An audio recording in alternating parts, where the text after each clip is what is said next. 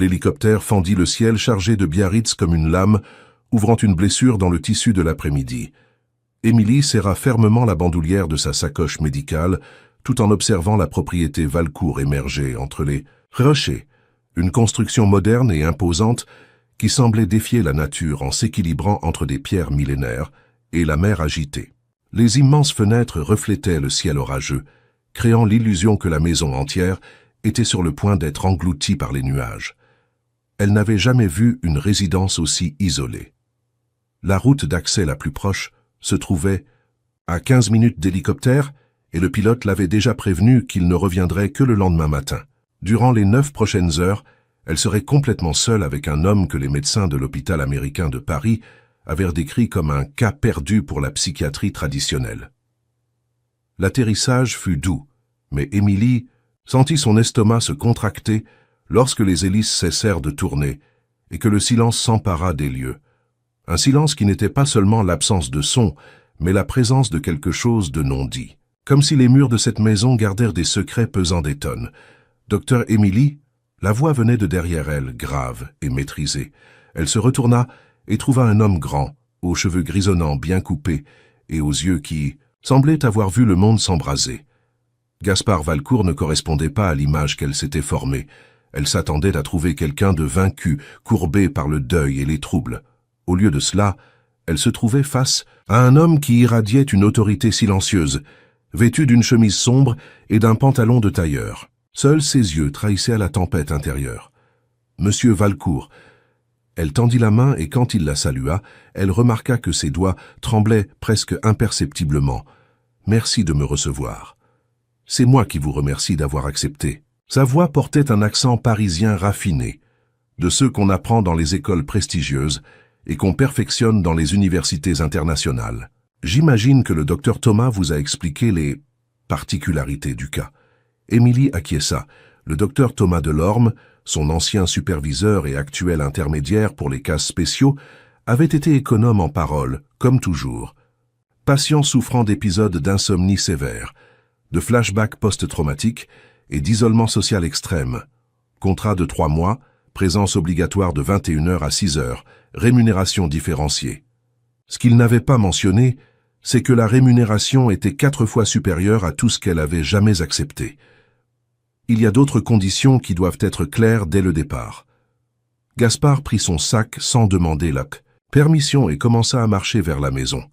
L'aile nord est interdite.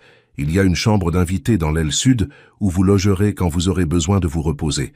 La cuisine est toujours approvisionnée, mais je vous demande d'éviter de faire du bruit inutile pendant la journée. Ils traversèrent un jardin de pierre où des plantes tropicales poussaient entre des sculptures de métal oxydé. La porte d'entrée était une pièce impressionnante de bois et de verre qui devait avoir coûté plus cher que la voiture d'Émilie. À l'intérieur, la maison était encore plus surprenante. Plafond très haut, œuvres d'art contemporain au mur, meubles qui semblaient sortis d'un magazine international. Tout était très beau, très cher et complètement sans vie. « Vous avez construit tout cela ?» demanda-t-elle, brisant le protocole professionnel qu'elle maintenait habituellement de façon religieuse. « Ma femme l'a conçu. J'ai simplement financé. » La réponse fut accompagnée d'une pause qui dura trop longtemps. Claire était architecte. Elle avait une obsession pour les maisons qui dialoguent avec le paysage naturel. Émilie remarqua qu'il parlait au passé, mais pas au passé définitif des morts. C'était le passé de quelqu'un qui parle encore à une personne qui n'est plus là. Ils montèrent un escalier en colimaçon jusqu'au 2e étage, où se trouvaient les chambres. La sienne était spacieuse et bien décorée, avec une vue incroyable sur la mer. Par la fenêtre, elle pouvait voir les vagues se briser contre les rochers en contrebas, créant une écume blanche qui disparaissait dans l'obscurité de la nuit, qui approchait. « À 9h, je serai dans la bibliothèque. » Gaspard s'arrêta à la porte, hésitant. « Émilie, puis-je vous appeler ainsi ?»« Bien sûr. »« Avez-vous déjà travaillé avec des cas de deuil compliqués ?» La question la prit au dépourvu par sa franchise. « Oui, pourquoi ?»« Parce que je ne suis pas un patient ordinaire, et vous allez le découvrir plus tôt que vous ne le pensez. » Il sortit sans expliquer ce qu'il voulait dire, laissant Émilie seule avec une étrange sensation dans la poitrine. Il y avait quelque chose dans la façon dont il avait prononcé son nom qui l'avait fait frissonner, comme s'il la connaissait depuis plus longtemps, que les 2 heures de conversation téléphonique qu'ils avaient eues avant son embauche. À 9 heures précises, elle descendit à la bibliothèque. C'était une pièce énorme avec des étagères allant du sol au plafond et une cheminée allumée qui créait des ombres dansantes sur les murs. Gaspard était assis dans un fauteuil en cuir, feuilletant un livre qu'elle ne put identifier. Il y avait une bouteille de whisky sur une table d'appoint, mais le verre à côté était vide. Ponctuel, il leva les yeux vers elle. Bonne qualité chez une infirmière. Bonne qualité chez n'importe qui. Émilie s'assit dans le fauteuil opposé, maintenant une distance professionnelle, mais étudiant chacun de ses mouvements. Gaspard Valcourt était clairement un homme habitué au contrôle, mais il y avait des fissures dans cette façade. La façon dont il tenait le livre avec trop de force. Comment ses yeux évitèrent les siens après quelques secondes. Comment il respirait un peu plus profondément avant de parler. Le docteur Thomas m'a dit que vous êtes ce spécialiste des traumatismes psychiatriques. Oui, je travaille principalement avec des patients qui ont eu des épisodes de stress post-traumatique, sévères, perte familiale, accident, événements qui... Elle hésita, réalisant qu'elle marchait sur un terrain miné, qui marque profondément la psyché. Et comment gérez-vous la résistance? Quel type de résistance? Des patients qui ne veulent pas aller mieux, qui se sont habitués à la douleur et qui ont peur de ce qui vient après. La question révélait plus sur lui que n'importe quel examen médical n'aurait pu le faire. Émilie se pencha légèrement en avant, utilisant le ton qui fonctionnait habituellement avec les patients difficiles. La douleur devient familière. Parfois, il est plus effrayant d'imaginer une vie sans elle que d'accepter qu'elle sera toujours là. Gaspard ferma lentement le livre, sans détacher ses yeux d'elle. Vous parlez comme quelqu'un qui sait de quoi elle parle. Tous ceux qui travaillent avec les traumatismes connaissent la douleur de près. Mais certains la connaissent de plus près que d'autres. Il y avait quelque chose dans sa façon de dire cela qui fit qu'Émilie se sentit exposée, comme s'il pouvait lire son histoire émotionnelle inscrite sur son visage. Elle changea de sujet. Le docteur Thomas a mentionné une insomnie chronique. Depuis combien de temps ne dormez-vous pas une nuit entière? 7 mois, 2 semaines et 4 jours. Précision de la réponse était troublante. Depuis la mort de votre femme. Depuis l'incendie. La correction vint rapidement et chargée de quelque chose qu'elle ne put identifier. Colère? Culpabilité? Claire est morte dans l'incendie. Émilie attendit, mais il n'élabora pas. Elle savait, par expérience, que le pousser à ce moment-là serait contre-productif. Au lieu de cela, elle demanda « Que faites-vous pendant ces nuits blanches ?»« Je marche dans la maison, je lis. J'essaie de travailler, mais je n'arrive pas à me concentrer depuis des mois. » Il se leva et alla jusqu'à la fenêtre, lui tournant le dos. « Parfois, je reste ici à regarder la mer. » Claire disait que le bruit des vagues était comme le cœur de la terre qui battait.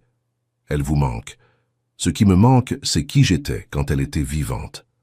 La phrase resta suspendue, dans l'air comme de la fumée. Émilie observa sa silhouette contre la fenêtre et eut l'étrange sensation de voir un homme en équilibre au bord d'un précipice.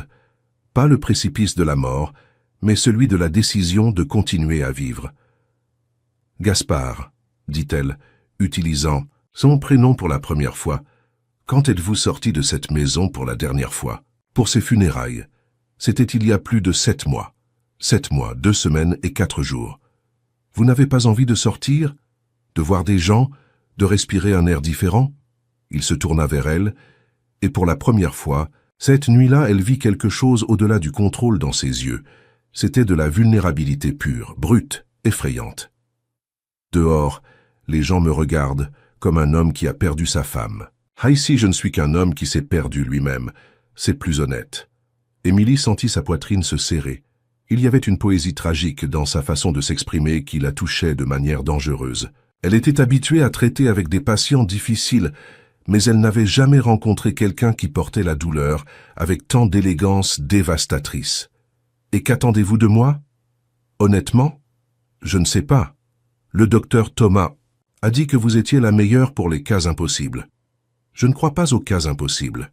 Alors vous serez la première à découvrir qu'ils existent. » La conversation fut interrompue par le bruit de la pluie commençant à frapper. Les fenêtres. En quelques minutes, ce qui avait commencé comme un léger bruissement se transforma en tempête furieuse. Les éclairs illuminaient la mer dehors, créant un spectacle de lumière et de fureur qui semblait parfaitement correspondre à la tension croissante dans la bibliothèque. « La maison est-elle préparée pour les tempêtes ?» demanda Émilie, observant comment la pluie martelait le verre. Claire y a veillé. Elle adorait les tempêtes. Gaspard revint vers le fauteuil, mais ne s'assit pas. Au lieu de cela, il resta debout à côté, trop près pour le protocole professionnel.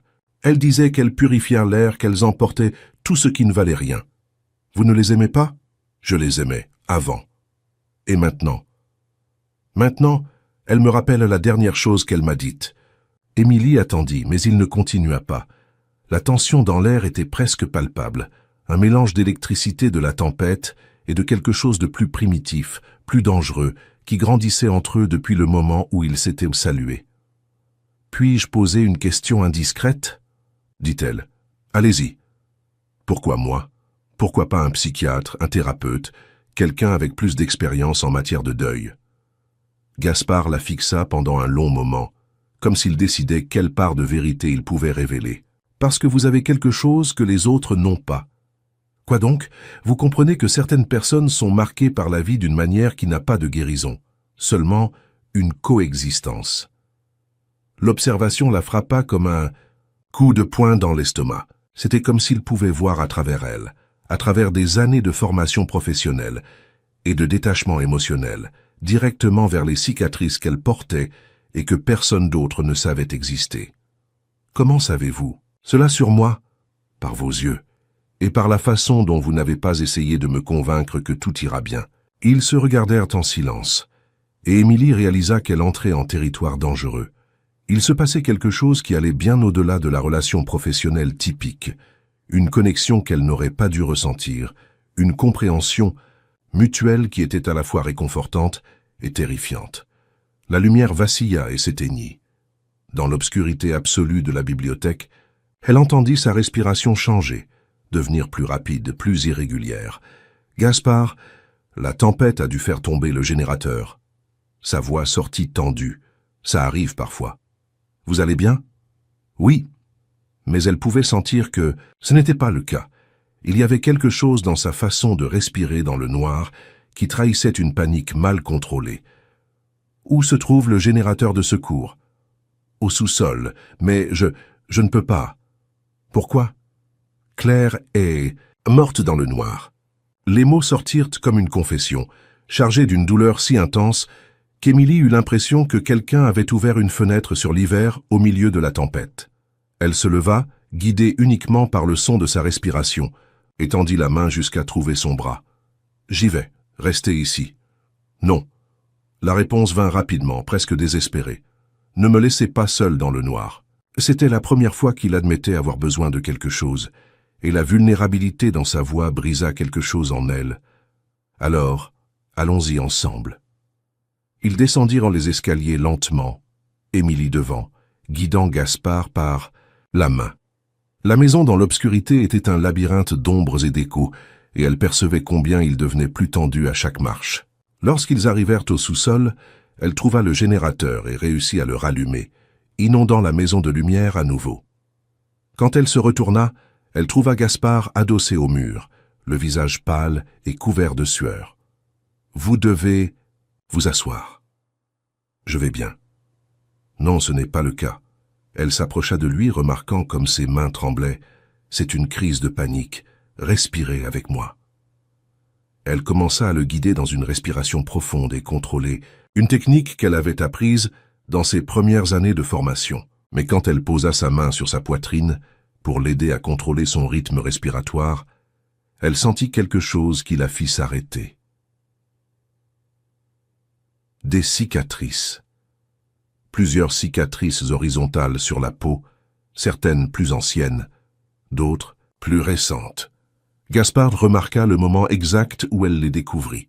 Leurs yeux se rencontrèrent, et il y avait un mélange de honte et de défi dans son regard. « Maintenant vous savez, » dit-il, la voix presque un murmure. « Savoir quoi? Pourquoi aucun psychiatre n'a voulu continuer à me traiter ?» Émilie garda sa main sur sa poitrine, sentant les cicatrices sous ses doigts.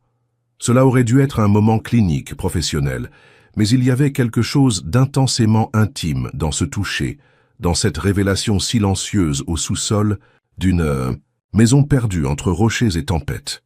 « Combien de fois ?» demanda-t-elle sans jugement dans la voix. « 5. La dernière, il y a 3 semaines. Pourquoi avez-vous arrêté ?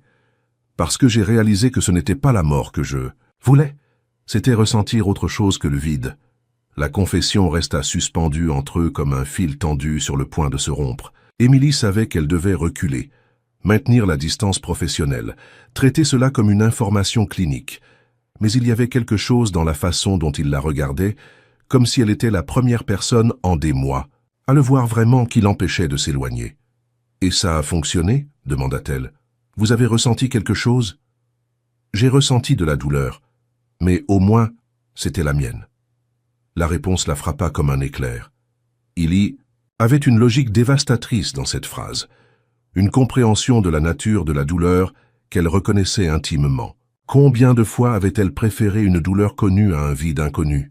« Gaspard, dit-elle, toujours avec sa main sur sa poitrine, j'ai besoin que vous me promettiez une chose. »« Quoi ? » ?»« Que si vous avez envie de vous faire mal à nouveau, vous m'appellerez d'abord. »« Pourquoi ? » ?»« Parce qu'il existe peut-être une façon pour vous de ressentir quelque chose sans vous détruire dans le processus. » Ils remontèrent à la bibliothèque en silence, mais quelque chose avait fondamentalement changé entre eux.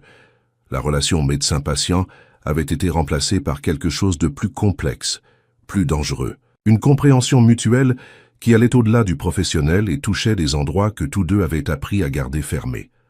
Lorsqu'ils s'assirent à nouveau dans les fauteuils, la tempête à l'extérieur s'était calmée, mais la tension à l'intérieur de la bibliothèque restait électrique. « Puis-je poser une question ?» dit Gaspard. « Allez-y. Comment avez-vous appris à ne pas avoir peur de l'obscurité émotionnelle ?»« Des autres ?» La question révélait qu'il avait perçu quelque chose en elle que peu parvenaient à voir. « Qui vous dit que je n'ai pas peur ? La façon dont vous êtes descendu avec moi. Comment vous avez touché mes cicatrices sans reculer ? Comment vous me regardez maintenant ? Et comment est-ce que je vous regarde ? Comme quelqu'un qui reconnaît ce qu'elle voit. » Émilie sentit son cœur s'accélérer. Il y avait trop de vérité dans cette observation, une perception qui la laissait exposer d'une manière à laquelle elle n'était pas habituée. « C'est peut-être pour cela que le docteur Thomas m'a choisi pour ce cas. Ce n'est pas le docteur Thomas qui vous a choisi. »« Comment ça ?» Gaspard hésita, comme s'il décidait s'il devait ou non ouvrir une porte qui ne pourrait plus être refermée. « C'est moi qui ai spécifiquement demandé pour vous. »« Mais comment ? Nous ne nous étions jamais rencontrés avant aujourd'hui, pas en personne, mais je savais qui vous étiez. » L'estomac d'Émilie se contracta. « Comment ? » « J'ai recherché des infirmières spécialisées en traumatisme psychiatrique à Paris. Votre nom est apparu dans plusieurs cas difficiles, des cas dont d'autres professionnels avaient abandonné. Cela n'explique pas pourquoi vous m'avez choisi. Spécifiquement. » Gaspard se leva et alla vers une étagère, retirant un dossier qui se trouvait parmi les livres. Il revint et le lui remit. « Parce que j'ai lu sur le cas du docteur François Mercier. » Le nom frappa Émilie comme une gifle. Docteur François Mercier, le psychiatre qu'elle avait accompagné pendant 6 mois jusqu'à sa tentative de suicide. Le cas qui avait failli lui faire abandonner la profession. Le cas que personne n'aurait dû savoir existait. Comment avez-vous... J'ai des contacts dans le milieu médical et une obsession pour comprendre comment certaines personnes réussissent à sauver d'autres que personne d'autre ne veut toucher. Émilie ouvrit le dossier avec des mains tremblantes. À l'intérieur, il y avait des copies de rapports médicaux, des articles sur sa spécialisation et même des photos d'elle lors de congrès de psychiatrie. Il y avait des informations sur sa formation, ses cas de réussite et aussi sur sa vie personnelle, des informations qu'elle n'avait jamais rendues publiques. Vous m'avez espionné. J'avais besoin d'être sûr que vous seriez capable de me gérer. Et comment en êtes-vous arrivé à la conclusion que je le serais? Gaspard s'assit sur le bord de son fauteuil, trop près pour tout protocole professionnel. Parce que vous avez sauvé un homme qui avait perdu espoir. Et quand il a quand même essayé de se suicider, vous n'avez pas abandonné. Vous êtes resté à l'hôpital pendant toute l'opération, vous avez suivi sa convalescence, et vous n'êtes parti que lorsque vous avez été certaine qu'il irait bien. Émilie sentait le monde tourner autour d'elle. Vous n'aviez pas le droit d'enquêter? Sur ma vie. Non, mais je n'ai pas non. Plus le droit de continuer à vivre après ce qui est arrivé à Claire. La phrase sortit chargée d'une culpabilité si profonde qu'elle oublia momentanément son indignation. Que s'est-il passé avec Claire, Gaspard? Il la fixa pendant un long moment, et elle vit l'instant exact où il décida de dire la vérité. Elle a découvert quelque chose sur moi, quelque chose qui lui a fait remettre en question tout ce que nous avions vécu ensemble. Quoi? C'est une conversation. Pour une autre nuit. Non. Émilie ferma le dossier et le mit de côté. Vous avez enquêté sur ma vie, violé mon intimité, m'avez amené ici sur la base d'informations que vous n'auriez pas dû avoir. La moindre des choses que vous puissiez faire est d'être honnête avec moi. Gaspard resta silencieux si longtemps qu'elle pensa qu'il ne répondrait pas. Quand il parla enfin, sa voix sortit comme un murmure chargé de douleur. Claire a découvert que je l'aimais non seulement pour qui elle était, mais pour comment elle me faisait me sentir à propos de moi-même. Et la nuit de l'incendie, elle m'a dit qu'un amour comme celui-là n'était pas de l'amour véritable. C'était de la dépendance émotionnelle. Et vous vous êtes disputé? Oui, elle est sortie de la maison furieuse, conduisant dans la tempête. La voiture a heurté un arbre et a pris feu. Il s'arrêta, respirant difficilement. Si je n'avais pas dit les choses que j'ai dites, si je n'avais pas été si égoïste, elle serait encore en vie. Émilie sentit les pièces s'emboîter. La culpabilité, l'isolement, les tentatives d'automutilation. Gaspard ne gérait pas seulement le deuil, il gérait la certitude qu'il était responsable de la mort de sa propre femme. « Gaspard, dit-elle, posant sa main sur son bras, les accidents arrivent. Vous ne pouvez pas vous blâmer pour... » « Si, je le peux. » Il se leva brusquement, s'écartant de son contact. « Et vous comprendrez pourquoi quand vous saurez tout. » « Alors dites-moi tout. » « Je ne peux pas. » « Pourquoi pas? » « Parce que si je le fais, vous partirez. Et je ne supporte pas de rester seul avec ça une nuit de plus. » La confession sortit brute, désespérée, vulnérable d'une manière qui serra le cœur d'Émilie. Il y avait tant de peur dans sa voix, tant de terreur d'être abandonnée, qu'elle eut envie de l'étreindre et de lui promettre qu'elle n'irait nulle part. Mais elle ne pouvait pas faire cette promesse. Pas encore. Pas sans connaître toute la vérité. « Je resterai cette nuit, dit-elle. Et demain soir aussi. Mais vous devez comprendre que je ne peux pas vous aider si je ne sais pas à quoi j'ai affaire. Je sais, j'ai juste besoin de plus de temps. » « Combien de temps? » ?»« Je ne sais pas, peut-être pour toujours. » Ils passèrent le reste de la nuit dans une danse délicate entre révélation et retenue. Gaspard raconta les premiers mois après, la mort de Claire, comment il s'était isolé du monde, les cauchemars qui l'empêchèrent de dormir. Émilie parla de sa spécialisation, de comment elle avait appris à gérer les cas difficiles, de la satisfaction de voir des personnes se reconstruire après des pertes dévastatrices. Mais il y avait des couches de non-dits entre eux, des secrets qui planaient dans l'air comme de la fumée, et une tension croissante qui n'avait rien à voir avec la relation médecin-patient et tout à voir avec deux personnes marquées par la vie, reconnaissant quelque chose l'une dans l'autre. Quand le soleil commença à se lever, peignant la mer, endorée, Émilie réalisa qu'elle avait franchi une ligne qu'elle n'aurait pas dû franchir. Elle n'était plus là seulement comme infirmière. Elle était là en tant que femme attirée par un homme complexe et dangereux qui portait des secrets qui pourraient les détruire tous les deux. « Je dois me reposer, » dit-elle, se levant du fauteuil. Bien sûr, Gaspard se leva aussi, mais ne s'éloigna pas. « Émilie? Oui? Merci de ne pas avoir fui quand vous avez vu les cicatrices. Merci de m'avoir fait confiance pour les voir. » Ils se regardèrent pendant un moment qui dura trop longtemps, et Émilie sentit qu'elle était au bord de quelque chose d'irréversible. Si elle restait là une seconde de plus, s'il faisait un pas de plus vers elle, tout changerait. Elle sortit de la bibliothèque avant que cela n'arrive, mais elle savait qu'il était déjà trop tard. Quelque chose avait été éveillé cette première nuit, quelque chose qui grandirait dans les semaines à venir jusqu'à devenir impossible à ignorer.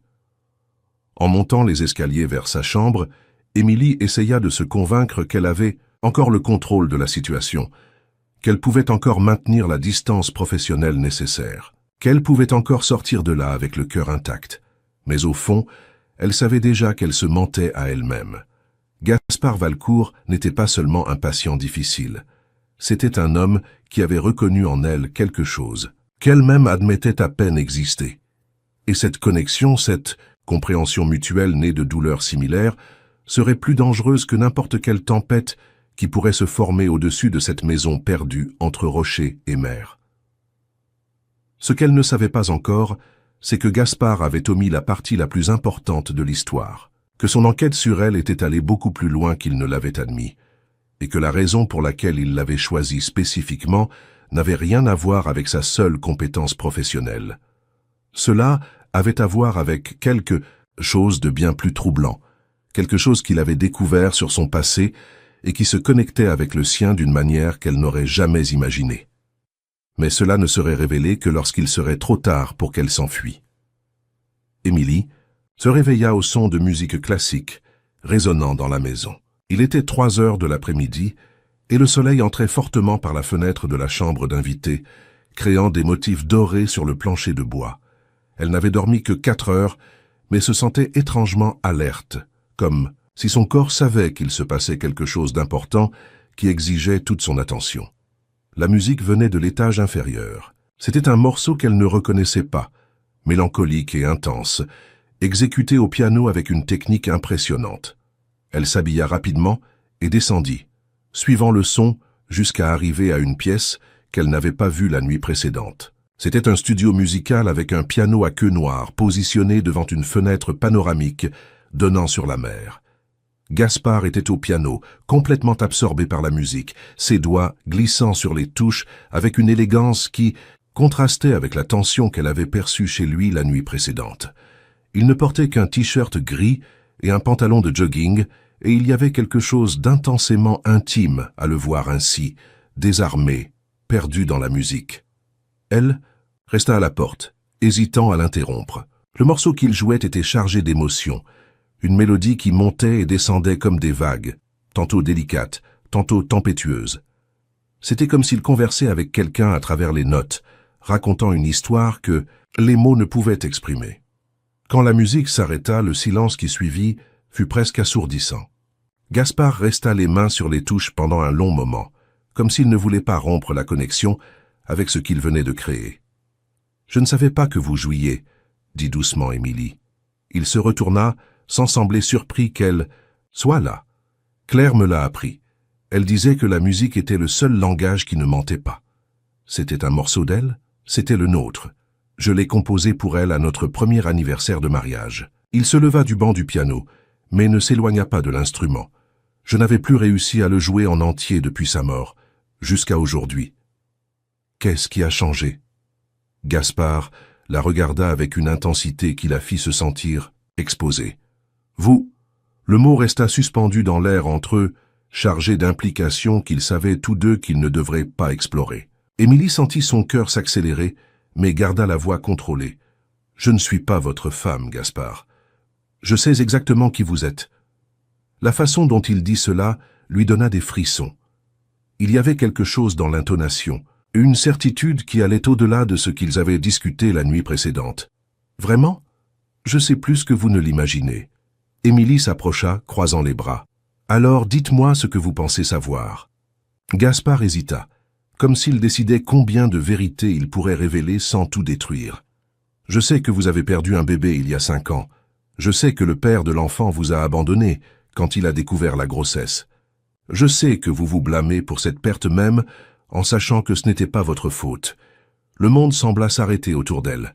C'étaient des informations qu'elle n'avait jamais partagées professionnellement, des détails intimes d'une époque de sa vie qu'elle avait enterrée si profondément qu'elle-même évitait d'y penser. « Comment avez-vous su cela? » « J'ai des contacts dans plusieurs hôpitaux de Paris et une obsession pour comprendre les personnes qui peuvent porter la douleur des autres sans s'effondrer.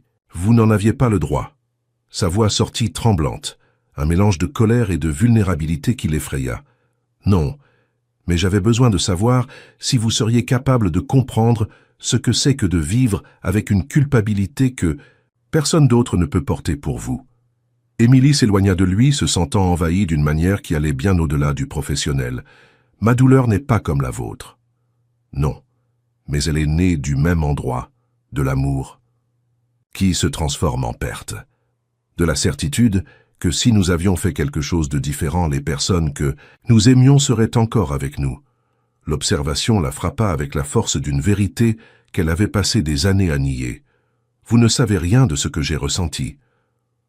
Je sais que vous parlez encore à l'enfant que vous avez perdu. Je sais que vous avez un rêve récurrent, où vous tenez un bébé qui disparaît quand vous vous réveillez. Je sais que vous avez choisi de vous spécialiser en traumatisme psychiatrique parce qu'il est plus facile de s'occuper de la douleur des autres que de la vôtre.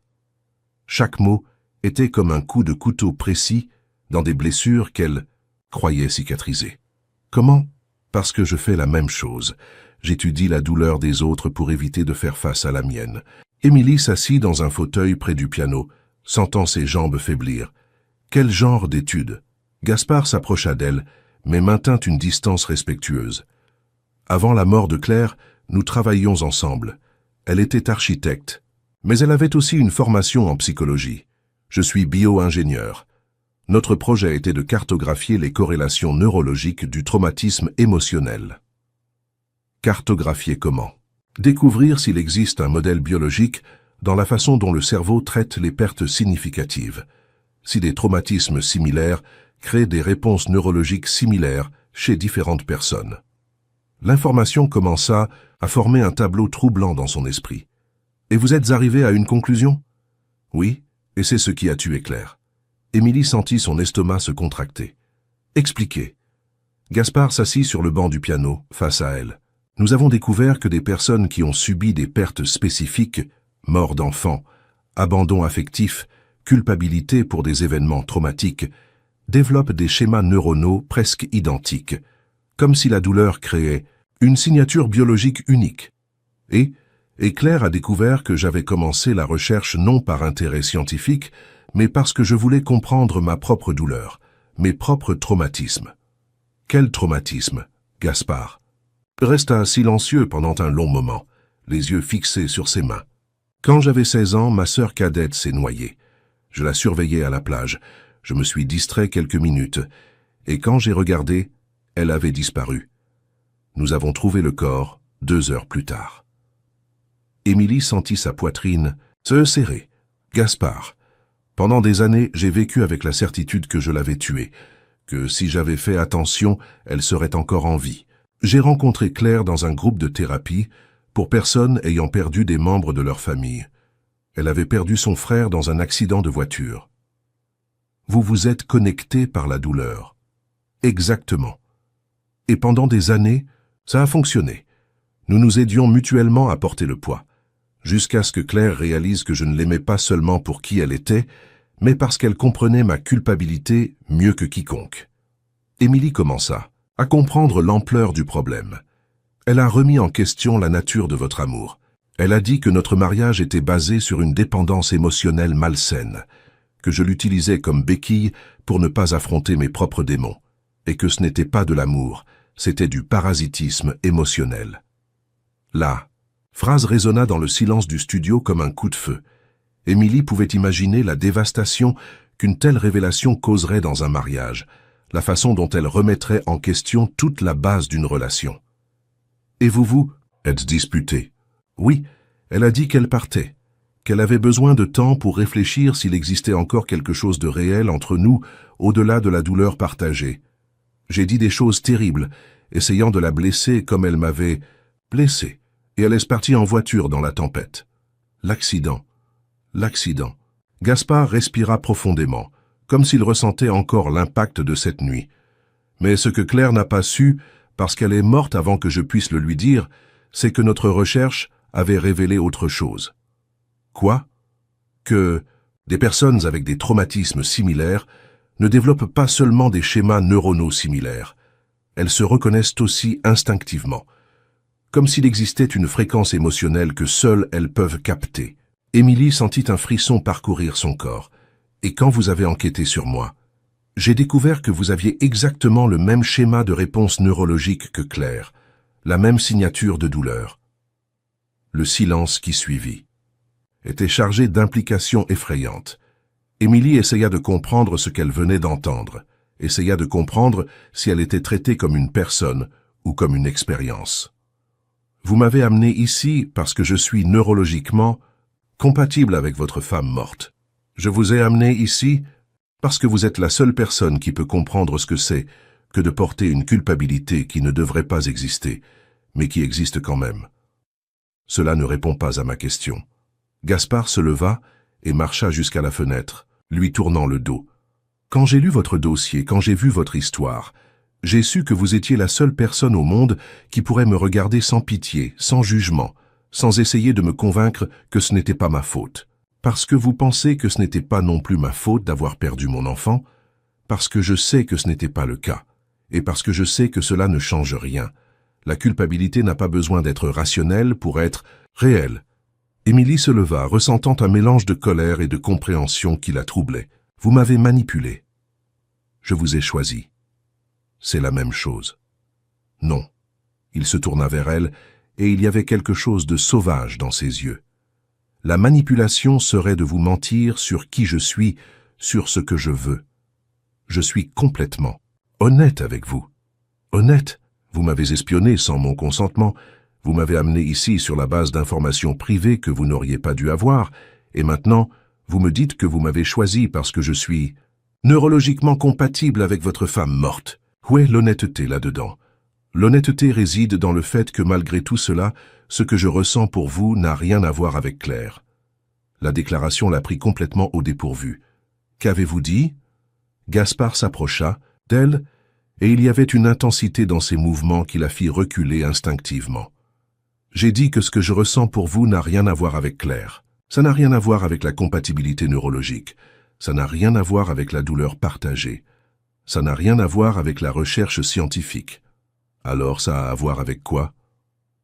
Avec le fait que pour la première fois en 2 semaines et 4 jours, je peux imaginer un avenir qui ne soit pas seulement de la survie. Émilie sentit son cœur s'accélérer dangereusement. Gaspard, vous confondez gratitude avec... Je ne confonds rien. Il s'arrêta, quelques centimètres d'elle, assez près pour qu'elle puisse sentir la chaleur de son corps, l'odeur masculine qui était devenue familière. Je ressens quelque chose que je pensais ne plus jamais ressentir, et c'est terrifiant et merveilleux en même temps. Nous nous connaissons depuis moins de 24 heures. J'ai l'impression de vous connaître depuis toute une vie. Parce que vous avez lu mon dossier, parce que vous avez envahi mon intimité. Non, parce qu'il y a quelque chose entre nous qui n'a rien à voir avec ce que j'ai lu. Quelque chose qui a commencé au moment où vous avez touché mes cicatrices sans reculer. Émilie savait qu'elle devrait partir. Elle savait qu'elle entrait en territoire dangereux, que la situation échappait au contrôle professionnel d'une manière qui pourrait les détruire tous les deux. Mais il y avait quelque chose dans la façon dont il la regardait, une vulnérabilité si brute et honnête qui l'empêchait de bouger. « C'est de la folie », murmura-t-elle. « Oui, mais peut-être qu'un peu de folie est exactement ce dont nous avons besoin pour sortir du trou où nous sommes. » Ils se regardèrent, l'air entre eux chargé d'une tension qui n'était pas seulement sexuelle, mais émotionnelle, presque spirituelle. C'était comme s'ils reconnaissaient l'un dans l'autre quelque chose qu'ils avaient perdu depuis longtemps. La possibilité d'une connexion véritable, de compréhension sans jugement, d'amour qui naissent non du besoin, mais du choix. Le moment fut interrompu par le son du téléphone qui sonnait. Gaspard hésita, ne voulant clairement pas briser la tension entre eux, mais le téléphone continuait d'insister. « Je dois répondre, » dit-il, la voix rauque. « Répondez. » Il prit le téléphone sans s'éloigner d'elle. « Allô ?» Émilie vit. Son expression changeait graduellement, de l'irritation à l'inquiétude, puis à quelque chose qui ressemblait à de la peur. « Quand ?» demanda-t-il, la voix tendue. Pause. « Non, absolument pas. Je ne parlerai à personne de ça. » Une autre pause, plus longue. « J'ai compris ce que vous avez dit. Ma réponse reste non. » Il raccrocha le téléphone avec une force excessive, restant immobile un moment, la main encore sur l'appareil. « Des problèmes ?» demanda Émilie. « Peut-être, ou peut-être est-ce simplement ma paranoïa. » Paranoïa à propos de quoi? Gaspard la regarda, et elle vit qu'il prenait une décision importante. C'était un journaliste, posant des questions sur l'incendie. Quel genre de questions? Sur des incohérences dans le rapport officiel, sur le temps que j'ai mis à appeler les pompiers, sur le fait que Claire soit sortie de la maison à 11 heures du soir dans une tempête. Émilie sentit son estomac se serrer. « Et qu'avez-vous » Répondu que je n'ai rien à déclarer. Mais ils n'abandonneront pas, ils n'abandonnent jamais quand ils sentent l'odeur d'un scandale. Y a-t-il matière à scandale? La question resta suspendue dans l'air comme une bombe prête à exploser. Émilie vit le moment exact où Gaspard décida de révéler une autre partie de la vérité. Claire n'est pas morte dans l'accident. Le monde sembla s'arrêter autour d'elle. Comment ça? Elle est morte dans l'incendie, mais l'incendie est survenu avant l'accident. Je ne comprends pas. Gaspard marcha jusqu'au piano et s'y appuya, comme s'il avait besoin de quelque chose de solide pour se soutenir. Claire est sortie de la maison furieuse, conduisant dans la tempête. Mais 15 minutes plus tard, elle est revenue. Elle a dit qu'elle avait oublié quelque chose. Quoi? Les fichiers de notre recherche. Elle voulait tout détruire. Elle a dit que notre travail était une abomination scientifique, que nous jouions avec la douleur humaine comme s'il s'agissait d'une expérience de laboratoire. Émilie sentit un froid grandir dans son estomac. Et alors? Alors elle est allée dans mon bureau, a pris tous les fichiers, toutes les recherches, toutes les données que nous avions collectées pendant 2 ans et a commencé à tout brûler dans la cheminée. Et vous avez essayé de l'en empêcher? J'ai essayé. Nous nous sommes disputés à nouveau. Elle a dit qu'elle allait dénoncer notre travail aux autorités médicales, qu'elle allait exposer tout ce que nous avions fait. J'ai dit qu'elle détruisait des années de travail, que nous pourrions aider des gens avec notre recherche. Et ensuite, Gaspard resta silencieux si longtemps qu'Émilie pensa qu'il ne continuerait pas. Quand il parla enfin, sa voix sortit comme un murmure dévasté. Alors elle m'a dit que j'étais un homme malade, obsédé par sa propre douleur, incapable d'aimer quoi que ce soit qui ne soit pas une version de ma propre tragédie, et qu'elle préférait mourir plutôt que de continuer à être complice de ma maladie. Mon Dieu, elle a jeté plus de fichiers dans la cheminée, mais le feu était trop haut. Les flammes ont sauté sur les rideaux, puis sur les meubles. En quelques minutes, la moitié du bureau était en feu. Et Claire? Claire a essayé d'éteindre le feu. Je lui ai crié de sortir, j'ai dit que j'appellerais les pompiers, mais elle était obsédée par la destruction des derniers fichiers. Elle disait qu'elle ne pouvait pas laisser cette recherche exister dans le monde. Émilie pouvait à peine respirer. Que s'est-il passé? Une poutre du plafond s'est effondrée. Elle a frappé Claire à la tête. Elle s'est évanouie au milieu des flammes. Et vous? J'ai essayé de la sortir de là. Je suis entré dans le feu, je l'ai prise dans mes bras, j'ai réussi à atteindre la porte, mais quand je suis sorti de la maison, j'ai réalisé qu'elle ne respirait plus. Les larmes coulaient maintenant sur son visage, sans déguisement, sans retenue. Elle est morte dans mes bras, Émilie. Et la dernière chose qu'elle m'a dite, c'est que j'étais un monstre. Émilie s'approcha de lui, tous les protocoles professionnels oubliés face à la douleur brute qui émanait de lui.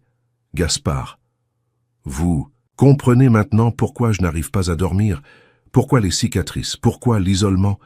Ce n'est pas seulement la négligence qui a tué Claire, c'est mon obsession, mon incapacité à l'aimer pour ce qu'elle était, et non pour ce qu'elle représentait pour ma propre guérison. Vous n'êtes pas responsable de sa mort.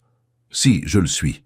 Et le pire, c'est que même en sachant cela, même en portant cette culpabilité, je vous ai amené ici. Parce que je suis si égoïste, si obsédé par ma propre douleur, que je suis capable d'entraîner une autre personne dans mon enfer. Émilie mit ses mains sur son visage, le forçant à la regarder dans les yeux. Arrêtez, arrêtez ça maintenant. Pourquoi? Parce que vous n'êtes pas un monstre. Vous êtes un homme qui a commis des erreurs, qui porte des culpabilités, qui a perdu quelqu'un qu'il aimait. Mais cela ne fait pas de vous un monstre. Comment pouvez-vous en être sûr? Parce que les monstres ne se torturent pas pour la douleur qu'ils causent. Les monstres ne passent pas 7 mois à essayer de se punir pour leurs erreurs. Les monstres ne pleurent pas quand ils racontent leur pire vérité. Gaspard la regarda comme si elle était un miracle, quelque chose d'impossible à exister dans le monde réel. Comment pouvez-vous me regarder ainsi? Ainsi comment? Comme si je valais la peine d'être sauvé parce que vous le valez, même en sachant que je vous ai amené ici pour des raisons égoïstes, même en sachant cela, même en sachant que je peux vous blesser comme j'ai blessé Claire. Vous ne me blesserez pas. Comment pouvez-vous en être sûr? Émilie hésita, parce qu'elle n'était pas sûre, pas concernant l'avenir, pas concernant ce qui pouvait se passer entre eux. Mais elle était sûre d'une chose, parce que cette fois vous êtes honnête depuis le début. Vous m'avez raconté vos pires vérités avant que je ne tombe amoureuse de vous. Qui a dit que vous alliez tomber? Amoureuse de moi. La question resta suspendue dans l'air, chargée de possibilités dangereuses. Émilie réalisa qu'elle avait révélé plus qu'elle ne le voulait, qu'elle avait admis une vulnérabilité qui pourrait la détruire. « Je n'ai pas dit que j'allais le faire, » murmura-t-elle. « J'ai dit que ce n'était pas encore arrivé. Encore. Encore. » Ils se regardèrent, et Émilie sut qu'elle avait franchi une autre ligne irréversible. Elle n'était plus seulement une infirmière s'occupant d'un patient difficile. Elle était une femme reconnaissant en un homme quelque chose qu'elle avait abandonné l'espoir de trouver, la possibilité d'un amour véritable, né de la compréhension mutuelle. « Émilie, » dit Gaspard, la voix rauque d'émotion, « je dois vous montrer quelque chose. »« Quoi ?» ?»« L'aile nord. » Elle sentit son cœur s'accélérer. « Vous avez dit qu'elle était interdite. Elle l'est, mais vous devez voir ce qu'il y a là-bas. Vous devez comprendre complètement dans quoi vous vous impliquez avant qu'il ne soit trop tard pour fuir. Et si je ne veux pas fuir, alors vous devrez vivre avec des secrets qui pourraient nous détruire tous les deux. » Ils quittèrent le studio musical et marchèrent en silence dans les couloirs de la maison.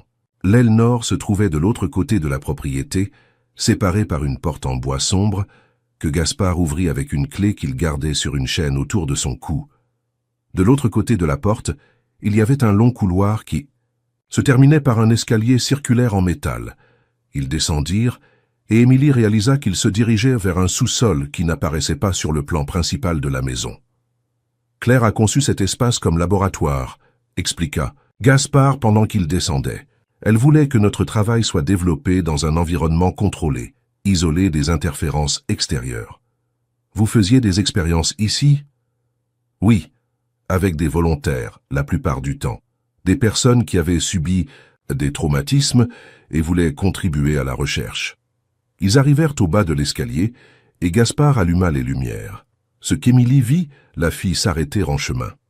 C'était un laboratoire complet, avec des équipements de surveillance neurologique, des ordinateurs de dernière génération et un fauteuil inclinable avec des électrodes connectées. Mais ce qui attira son attention, ce furent les murs couverts de graphiques, de tableaux et de photographies. Des dizaines de photographies de femmes différentes, toutes avec des expressions de douleur, toutes connectées à des équipements, à de surveillance, et au centre de tout, sur une table séparée, il y avait un dossier portant son nom. « Mon Dieu » murmura-t-elle. « Bienvenue dans mon laboratoire, Émilie. L'endroit où je vous ai étudié pendant des semaines, avant de décider de vous amener ici. » Elle s'approcha de la table et ouvrit le dossier. À l'intérieur, il y avait des photographies d'elle entrant et sortant de l'hôpital où elle travaillait, des rapports sur ses cas les plus difficiles et quelque chose qui la fit trembler. Des enregistrements audio de séances thérapeutiques où elle avait parlé de sa propre perte.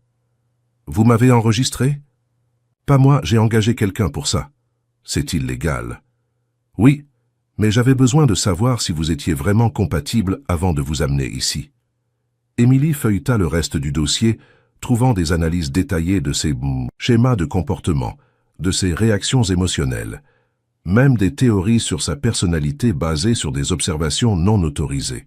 « Vous ne m'avez pas choisi, » dit-elle, la voix tremblante de colère et de trahison. « Vous m'avez traqué. Je vous ai étudié, c'est la même chose. Non, parce que tout ce que j'ai découvert sur vous n'a fait que confirmer ce que j'ai ressenti dès le premier moment où j'ai entendu votre voix au téléphone. Qui était? Que vous étiez la seule personne au monde qui pourrait me comprendre. Complètement. Et la seule que je pourrais aimer sans essayer de la transformer en une version de quelqu'un d'autre. » Émilie ferma le dossier et s'éloigna de la table, se sentant violée d'une manière qui allait bien au-delà du physique. « Vous ne me connaissez pas. Vous connaissez des données sur moi, des rapports, des analyses. Ce n'est pas connaître une personne. Vous avez raison, mais je veux vous connaître vraiment. Je veux que vous me connaissiez vraiment. Et c'est... Pourquoi je vous montre tout ceci? Me montrer quoi? Que vous êtes capable de n'importe quoi pour obtenir ce que vous voulez? Vous montrer que cette fois, je choisis d'être honnête dès le début, que cette fois, je ne vais pas cacher qui je suis ou ce que j'ai fait jusqu'à ce qu'il soit trop tard. » Émilie regarda autour du laboratoire, les photos, les équipements, les preuves d'une obsession qui avait consumé 2 ans de sa vie. Et Claire savait tout cela? Claire a aidé à créer tout cela, jusqu'à ce qu'elle réalise que notre recherche était devenue une extension de ma propre névrose. Et quand elle a voulu arrêter, vous avez refusé. J'ai refusé, et cela l'a tuée. Le silence qui suivit était chargé de vérités dévastatrices. Émilie essaya de traiter tout ce qu'elle avait découvert, essaya de comprendre s'il restait encore quelque chose de récupérable dans cette situation ou si elle devait fuir le plus vite possible. « Pourquoi me montrez-vous cela ?» demanda-t-elle. « Finalement, parce que je veux que vous preniez une décision éclairée sur le fait de rester ou de partir. Et si je choisis de partir, alors je l'accepterai. Et je passerai le reste de ma vie à savoir que j'ai perdu la seule personne qui aurait pu me sauver de moi-même. Et si je reste, alors nous devrons découvrir ensemble s'il est possible de construire quelque chose de réel à partir de fondations pourries. » Émilie le regarda, essayant de voir au-delà de la manipulation, au-delà de l'obsession, au-delà des secrets. Et ce qu'elle vit fut un homme détruit, essayant désespérément de trouver une raison de continuer à vivre. Un homme qui avait commis des erreurs terribles, mais qui était prêt à révéler ses pires vérités dans l'espoir de trouver la rédemption. « J'ai besoin de temps pour réfléchir, » dit-elle. « Combien de temps? Je ne sais pas. Peut-être pour toujours. » Gaspard acquiesça, acceptant son incertitude avec une grâce qu'elle n'attendait pas. « Je serai là à attendre. » Ils remontèrent du laboratoire en silence, chacun perdu dans ses propres pensées. Quand ils arrivèrent à l'étage principal, Émilie se dirigea vers sa chambre, mais s'arrêta au milieu de l'escalier. « Gaspard, oui? Votre recherche? Elle fonctionnait. Vous arriviez vraiment à cartographier les schémas neurologiques du trauma? Oui. Pourquoi? Parce que si elle fonctionnait, alors peut-être que vous aviez raison à mon sujet. Peut-être que je suis vraiment neurologiquement compatible avec Claire. Et cela changerait quelque chose? » Émilie resta silencieuse pendant un long moment, luttant avec une question qui la terrifiait. Cela changerait si cela signifiait que vous tombez amoureux de moi pour les bonnes raisons. Et quelles seraient les bonnes raisons? Pour qui? Je suis, pas pour un qui je ressemble en termes neurologiques. Gaspard monta quelques marches, s'approchant d'elle. Puis-je vous dire un secret? Lequel? Quand vous avez touché mes cicatrices hier soir, quand vous n'avez pas reculé, quand vous m'avez regardé sans pitié, à ce moment-là, j'ai complètement oublié Claire. J'ai oublié la recherche, j'ai oublié la compatibilité neurologique. J'ai tout oublié sauf la femme courageuse qui était devant moi. Et maintenant je sais que ce que je ressens n'a rien à voir avec la science.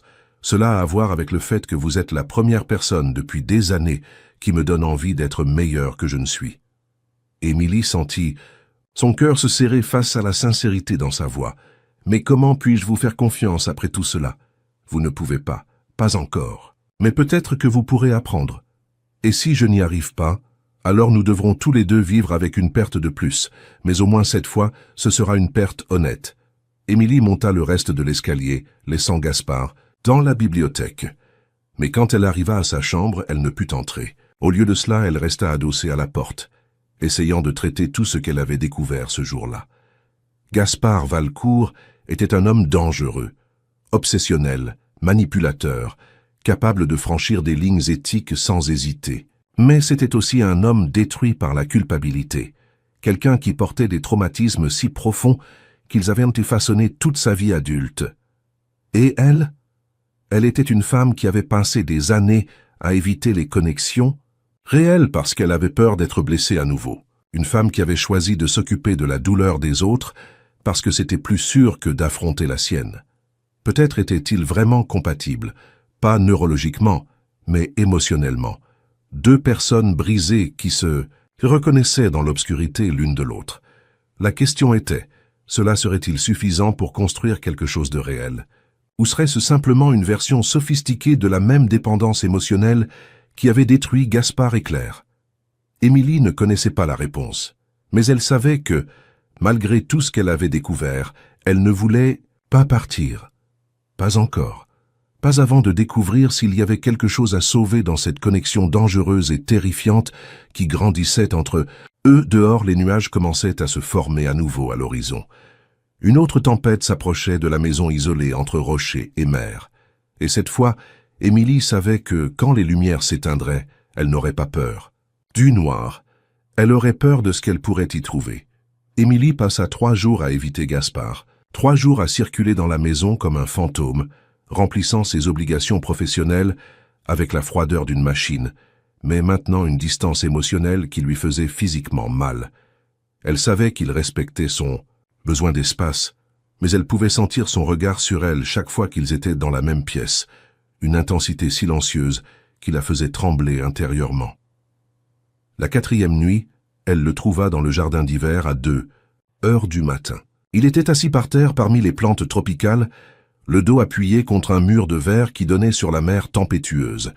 Il y avait une bouteille de whisky à côté de lui, mais le verre était intact. Dans ses mains, il tenait une photographie qu'elle ne pouvait pas voir clairement dans la pénombre. « Vous n'arrivez pas à dormir non plus ?»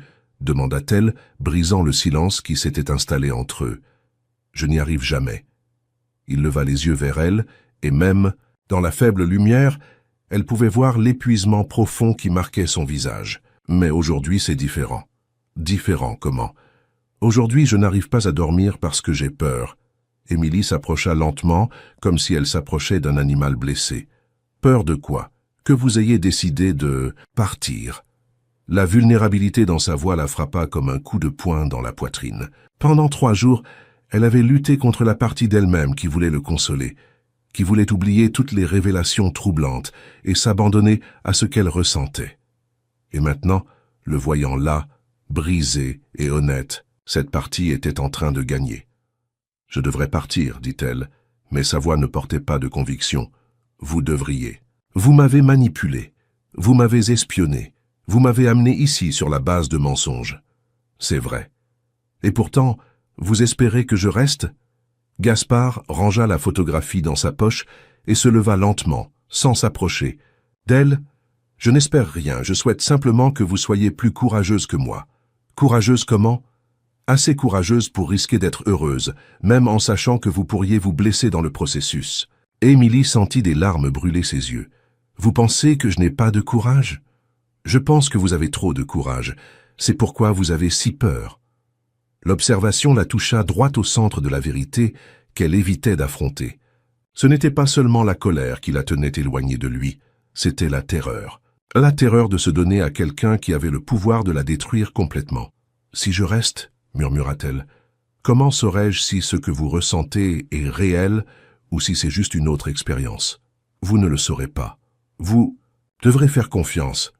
Et si vous me blessez comme vous avez blessé Claire, alors vous me détesterez pour le reste de votre vie, et je le mériterai. » Ils se regardèrent dans le silence du jardin, entourés par le son de la pluie contre le verre et par la tension électrique qui avait grandi entre eux pendant des jours. Émilie savait qu'elle était à un carrefour. Elle pouvait choisir la sécurité, partir et continuer sa vie contrôlée et prévisible. Ou elle pouvait choisir le risque, plonger dans l'inconnu avec un homme qui pourrait la sauver ou la détruire. « Montrez-moi, » dit-elle finalement. « Vous montrez quoi ?»« La photographie que vous teniez. » Gaspard hésita, puis sortit la photo de sa poche et la lui donna. C'était une image de Claire, mais pas une photo formelle ou posée. C'était Claire en train de rire, capturée dans un moment spontané, avec les cheveux ébouriffés par le vent et les yeux brillants de joie authentique. « Elle était belle, » dit Émilie, ressentant une pointe de jalousie qui la surprit. Elle l'était. Mais ce n'est pas pour cela que je garde cette photo. Pourquoi alors? Parce que c'est la seule photo où elle semble vraiment heureuse, où il n'y a pas de douleur dans ses yeux, pas de poids dans son sourire. Et je passe des heures à la regarder, essayant de me souvenir de ce que c'était que d'aimer quelqu'un sans essayer de la guérir. Émilie lui rendit la photographie, émue par son honnêteté brutale. « Vous arrivez à vous en souvenir ?»« Parfois, et quand j'y arrive, je réalise que je n'ai jamais aimé Claire ainsi. Je n'ai jamais réussi à la voir simplement comme la femme merveilleuse qu'elle était. Je l'ai toujours vue comme quelqu'un qui pourrait comprendre ma douleur. Et avec moi, c'est différent ?» Gaspard s'approcha d'elle lentement, lui donnant le temps de reculer si elle le souhaitait. « Avec vous, c'est différent parce que quand je vous regarde, je ne vois pas ma douleur reflétée. Je vois quelque chose que je n'ai jamais eu auparavant. »« Quoi ?»« De l'espoir. » Le mot resta suspendu entre eux, chargé de possibilités qui les effrayaient tous les deux. Émilie sentit son cœur s'accélérer quand il s'arrêta à quelques centimètres d'elle, assez près pour qu'elle puisse sentir la chaleur de son corps, l'odeur masculine qui était devenue familière. « Gaspard, » murmura-t-elle, « si nous faisons, Cela, il n'y aura pas de retour en arrière. Je sais, vous pouvez me détruire. Je peux, et vous pouvez me sauver. Et si je n'y arrive pas, alors au moins nous aurons essayé. Il leva la main et toucha son visage doucement, comme si elle était faite de cristal. C'était le premier contact vraiment intime entre eux, et Émilie sentit chaque cellule de son corps s'éveiller à sa proximité. « Vous êtes sûr ?» demanda-t-il, la voix rauque d'émotion contenue.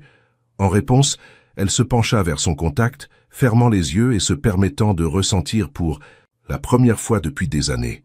« Je ne suis sûr de rien, mais je vais prendre le risque quand même. » Le baiser commença hésitant, presque révérencieux, comme si tous deux découvraient quelque chose de sacré. Mais il se transforma rapidement en quelque chose de plus urgent, plus désespéré, des années de solitude et de douleur canalisées dans une rencontre qui était à la fois charnelle et spirituelle. Émilie s'abandonna complètement, permettant à toutes les barrières qu'elle avait construites au fil des ans de s'effondrer. Les mains de Gaspard sur son corps étaient à la fois douces et possessives, comme s'il mémorisait chaque courbe, chaque texture, chaque réaction d'elle. Ils s'aimèrent, là même, dans le jardin d'hiver, entourés de plantes qui poussaient vers la lumière et du son de la tempête dehors. Ce fut intense et dévastateur, une connexion qui allait bien au-delà du physique et touchait des endroits que tous deux avaient gardés fermés depuis trop longtemps. Quand ils eurent fini, ils restèrent enlacés sur le sol, respirant difficilement, essayant de traiter l'ampleur de ce qui venait de se passer entre eux. « Cela change tout », murmura Émilie contre sa poitrine. « Cela change tout », acquiesça-t-il, ses doigts jouant avec ses cheveux. « Et maintenant ? Maintenant, nous découvrons si nous pouvons construire quelque chose de réel à partir de cela. » Ils restèrent ainsi pendant des heures, parlant à voix basse de rêves, de peur, d'espoir. Gaspard raconta son enfance difficile, après la mort de sa sœur, comment il s'était fermé émotionnellement jusqu'à ce qu'il rencontre Claire. Émilie parla de la douleur de perdre le bébé, de comment elle avait choisi de s'occuper des autres pour éviter de s'occuper d'elle-même. C'était comme si, après s'être donné physiquement, ils avaient trouvé un moyen de se donner émotionnellement aussi. Une intimité qu'aucun d'eux n'avait expérimentée auparavant, libre des névroses et des défenses qui gouvernaient normalement leur relation. Quand le soleil commença à se lever, peignant le jardin en doré, Émilie savait qu'elle avait franchi un point de non-retour. Elle n'était plus l'infirmière engagée pour s'occuper d'un patient difficile. Elle était une femme amoureuse d'un homme compliqué, prête à se battre pour quelque chose qui pourrait les sauver ou les détruire. « Je dois me préparer », dit-elle, réticente à briser le moment. Bien sûr. Gaspard l'aida à se lever, mais ne la lâcha pas immédiatement. « Émilie ? Oui ? Ne regrettez pas, s'il vous plaît, ne regrettez pas. » Jamais. Elle monta dans sa chambre, le cœur débordant d'émotions contradictoires. Bonheur, peur, espoir, terreur, tout mélangé dans une intensité qui la faisait se sentir plus vivante qu'elle ne l'avait été depuis des années. Mais pendant qu'elle prenait sa douche, essayant de laver son odeur de sa peau, un doute commença à grandir dans son esprit. Était-il possible que Gaspard soit sincère sur ses sentiments, ou tout cela faisait-il partie d'une expérience plus élaborée? Le doute se transforma en certitude troublante lorsqu'elle descendit à la cuisine et trouva la porte du bureau de Gaspard entr'ouverte. Elle savait qu'elle ne devrait pas espionner, qu'elle devrait respecter son intimité, mais quelque chose la poussa vers la porte. De l'intérieur, elle pouvait entendre la voix de Gaspard au téléphone. Oui, elle a réagi exactement comme « Vous l'aviez prévu ». Non, il n'y a pas eu de résistance significative après la révélation initiale. Le lien émotionnel s'est formé dans le délai prévu. Émilie sentit son sang se glacer dans ses veines. Il parlait d'elle comme si elle était une expérience, rapportant des réactions et des comportements à quelqu'un. Les réponses physiques étaient cohérentes avec le modèle clair. Oui, la compatibilité neurologique s'est traduite en compatibilité affective. Non, elle ne soupçonne pas qu'elle est surveillée. Chaque mot était comme un coup de couteau dans la poitrine. Émilie s'éloigna de la porte, essayant de traiter ce qu'elle venait d'entendre. Tout avait été un mensonge, la vulnérabilité, l'intimité, la connexion qu'elle avait ressentie, tout faisait partie d'un plan soigneusement orchestré. Elle monta en courant dans sa chambre, prit son sac et commença à faire ses valises d'une main tremblante. Elle devait sortir de là avant qu'il ne s'aperçoive qu'elle avait découvert la vérité. Elle devait s'échapper avant qu'il ne trouve une nouvelle façon de la manipuler. Mais alors qu'elle finissait de ranger ses affaires, elle entendit « à des pas dans le couloir ». Gaspard frappa à la porte de la chambre. « Émilie, puis-je entrer ?»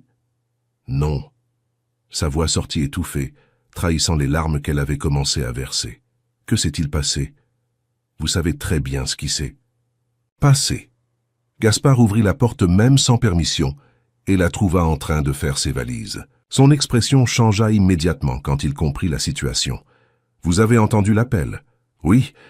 Je peux expliquer. » « Il n'y a rien à expliquer. » Émilie ferma la valise avec trop de force, évitant de le regarder. « Vous avez obtenu ce que vous vouliez. Vous avez collecté vos données, confirmé vos théories, prouvé que vous pouvez manipuler une femme vulnérable. Ce n'est pas ça.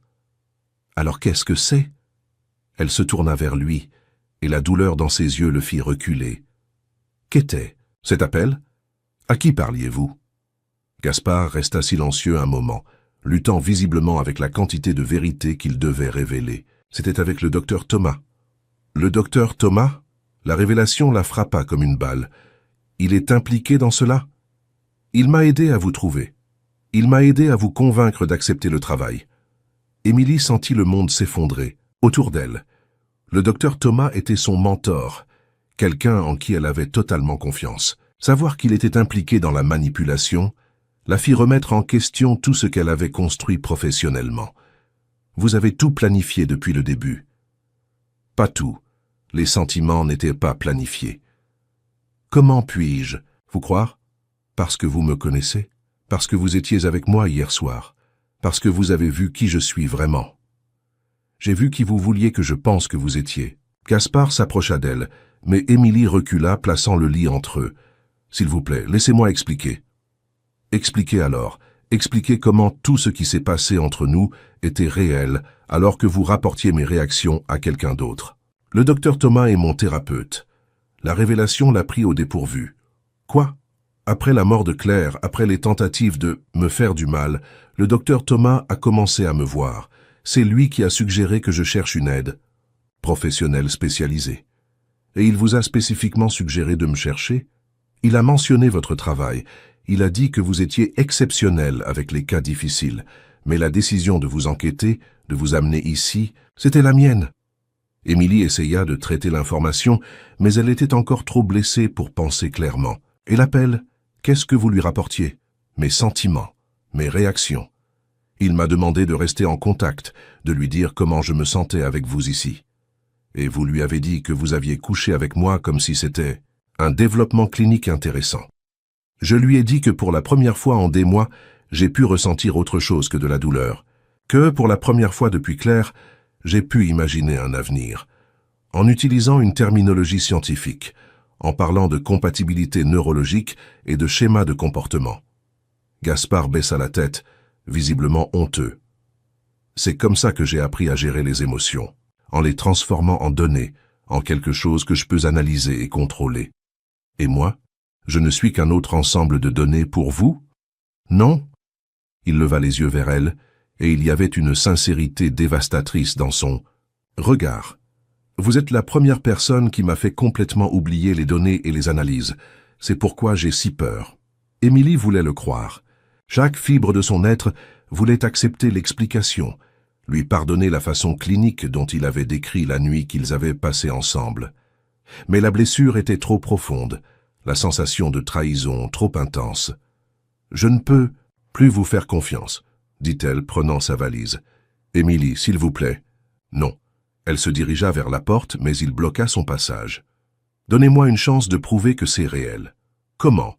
Comment allez-vous prouver que je ne suis pas en train d'être analysé, étudié, transformé en une autre de vos recherches ?» Gaspard resta silencieux, visiblement, sans réponse à la question, et ce silence fut plus dévastateur que n'importe quel mot. « C'est bien ce que je pensais, » dit Émilie, le contournant pour sortir de la chambre. « Où allez-vous? Loin d'ici, loin de vous. » Elle descendit rapidement, les escaliers, Gaspard juste derrière elle. Quand ils arrivèrent au hall principal, il la retint par le bras, doucement mais fermement. « Ne partez pas. Pas comme ça. Lâchez-moi. Pas avant que vous m'écoutiez. J'ai déjà trop écouté. Vous ne comprenez pas. Sans vous ici, je ne vais pas pouvoir... Pouvoir quoi? Terminer votre recherche? Collecter plus de données sur le traumatisme psychologique? Pouvoir continuer à vivre. La confession sortit brute, désespérée, chargée d'une vulnérabilité qui fit qu'Émilie cessa de lutter contre son bras. Quoi? Avant votre arrivée, je me préparais à abandonner. Les cicatrices, l'isolement, tout cela était une préparation pour la fin. Mais vous avez changé ça. J'ai changé ça parce que je suis neurologiquement compatible avec votre femme morte. Vous avez changé ça parce que quand je vous regarde, je vois une raison d'essayer d'être meilleur que je ne suis. Émilie sentit des larmes brûler à nouveau dans ses yeux. Comment puis-je savoir si c'est vrai? Parce que je vais le prouver. Comment? Gaspard la lâcha et marcha jusqu'à un bureau dans le hall d'où il sortit une clé. En détruisant tout. Tout quoi? La recherche, les fichiers, toutes les données que j'ai collectées sur vous, sur Claire, sur n'importe qui d'autre. Je vais tout brûler. Émilie l'observa, essayant de détecter de la manipulation dans ses mouvements, de la fausseté dans son expression. Mais tout ce qu'elle voyait était un homme désespéré, essayant de prouver quelque chose dont même lui n'était pas sûr que ce soit vrai. Et si vous détruisez tout, et que je pars quand même? Alors, au moins, je saurai que j'ai fait ce qui était juste. Ils descendirent au laboratoire dans l'aile nord, où Gaspard commença systématiquement à détruire des années de travail. Il brûla des fichiers, supprima des données des ordinateurs, démonta des équipements. C'était comme regarder un homme effacer sa propre identité professionnelle dans l'espoir de trouver une véritable identité émotionnelle.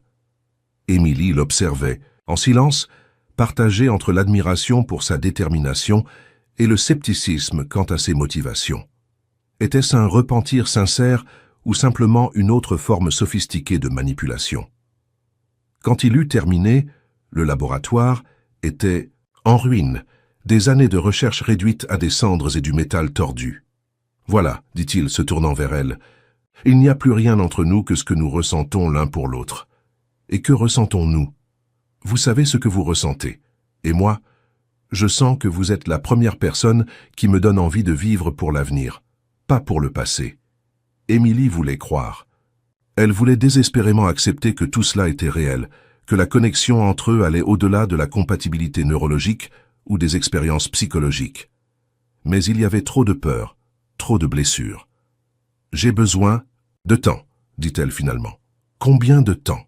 Je ne sais pas. Ils remontèrent du laboratoire détruit, et quand ils arrivèrent au hall principal, ils trouvèrent quelqu'un qui les attendait. Un homme en costume sombre, avec un insigne de police et une expression sérieuse. « Monsieur Gaspard Valcourt? »« Oui. Inspecteur Robert Durand, police nationale. Je dois vous poser quelques questions sur la mort de votre femme. » Émilie sentit son estomac se contracter. La situation était déjà assez compliquée, et maintenant il y avait un élément légal qui pourrait détruire toute chance d'avenir entre eux. « Quel genre de questions ?» demanda Gaspard, visiblement tendu. « Nous avons reçu de nouvelles informations sur la nuit de l'incendie, des informations qui suggèrent des incohérences dans votre témoignage initial. » « Quelles informations ?» L'inspecteur regarda Émilie, clairement mal à l'aise avec sa présence. Il serait peut-être préférable que nous parlions en privé. « Elle peut rester, dit Gaspard. Je n'ai rien à cacher. »« Vous êtes sûr? Parce que les accusations sont assez graves. »« Quelles accusations? »« Que vous avez modifié la scène du crime, que vous avez retiré des preuves, et que vous avez peut-être causé intentionnellement l'incendie qui a tué votre femme. » Le silence qui suivit fut assourdissant. Émilie regarda Gaspard, essayant de lire son expression, essayant de comprendre s'il y avait plus de secrets qu'il n'avait pas révélés. « C'est ridicule, dit Gaspard, mais sa voix manquait de conviction. « Vraiment? Alors pouvez-vous expliquer pourquoi vos voisins ont rapporté avoir entendu des cris venant de votre maison 1 heure avant l'incendie? Pourquoi le rapport des pompiers a été modifié après sa première version? Pourquoi vous avez mis 45 minutes à appeler les secours? » Chaque question était comme une balle, révélant des détails que Gaspard n'avait jamais mentionnés. Émilie sentit le sol disparaître sous ses pieds quand elle réalisa qu'il y avait encore plus de mensonges, encore plus de secrets. « Je peux tout expliquer, dit Gaspard, mais ses mains tremblaient visiblement. « Alors, expliquez. Claire et moi nous sommes disputés violemment. Elle a menacé de me quitter, a dit des choses qui m'ont mis en colère, très en colère. Et je l'ai retenue. Pas pour lui faire mal, mais pour l'empêcher de partir. Nous avons lutté, elle a crié, elle a dit que j'étais un monstre. Émilie sentit la nausée monter dans son estomac. Mon Dieu, elle a réussi à se libérer. Elle a couru jusqu'au bureau, elle a commencé à brûler les fichiers. J'ai essayé de l'en empêcher. Nous nous sommes disputés. À nouveau, c'est à ce moment-là que les flammes se sont propagées. Et après, j'ai paniqué. J'ai vu Claire tomber, le feu se propageant, et pendant un terrible moment, j'ai pensé à laisser faire. La confession sortit comme un murmure, mais résonna dans le hall comme un cri. Émilie couvrit sa bouche de ses mains horrifiées par ce qu'elle entendait. « Mais vous ne l'avez pas fait, » dit l'inspecteur, notant tout dans un bloc-notes. « Non, je l'ai portée dehors. J'ai essayé de la ranimer. J'ai appelé les pompiers. Mais j'ai tardé parce que j'ai dû inventer une version de l'histoire qui ne m'incriminerait pas. Une version qui omettait la violence domestique. Ce n'était pas de la violence domestique. C'était un moment de perte de contrôle, qui a abouti à la mort de votre femme. » Gaspard ne répondit pas, et son silence fut plus incriminant que n'importe quelle confession. Émilie le regardait, essayant de concilier l'homme qui avait fait l'amour avec elle la nuit précédente, avec celui qui venait d'admettre avoir envisagé de laisser sa femme mourir dans le feu. « Monsieur Valcourt, » dit l'inspecteur, « je vais avoir besoin que vous veniez avec moi pour une déposition formelle. Puis-je appeler mon avocat ? » « Vous pouvez, mais je suggère que vous le fassiez rapidement. Nous avons des témoins, des preuves physiques, et maintenant votre confession.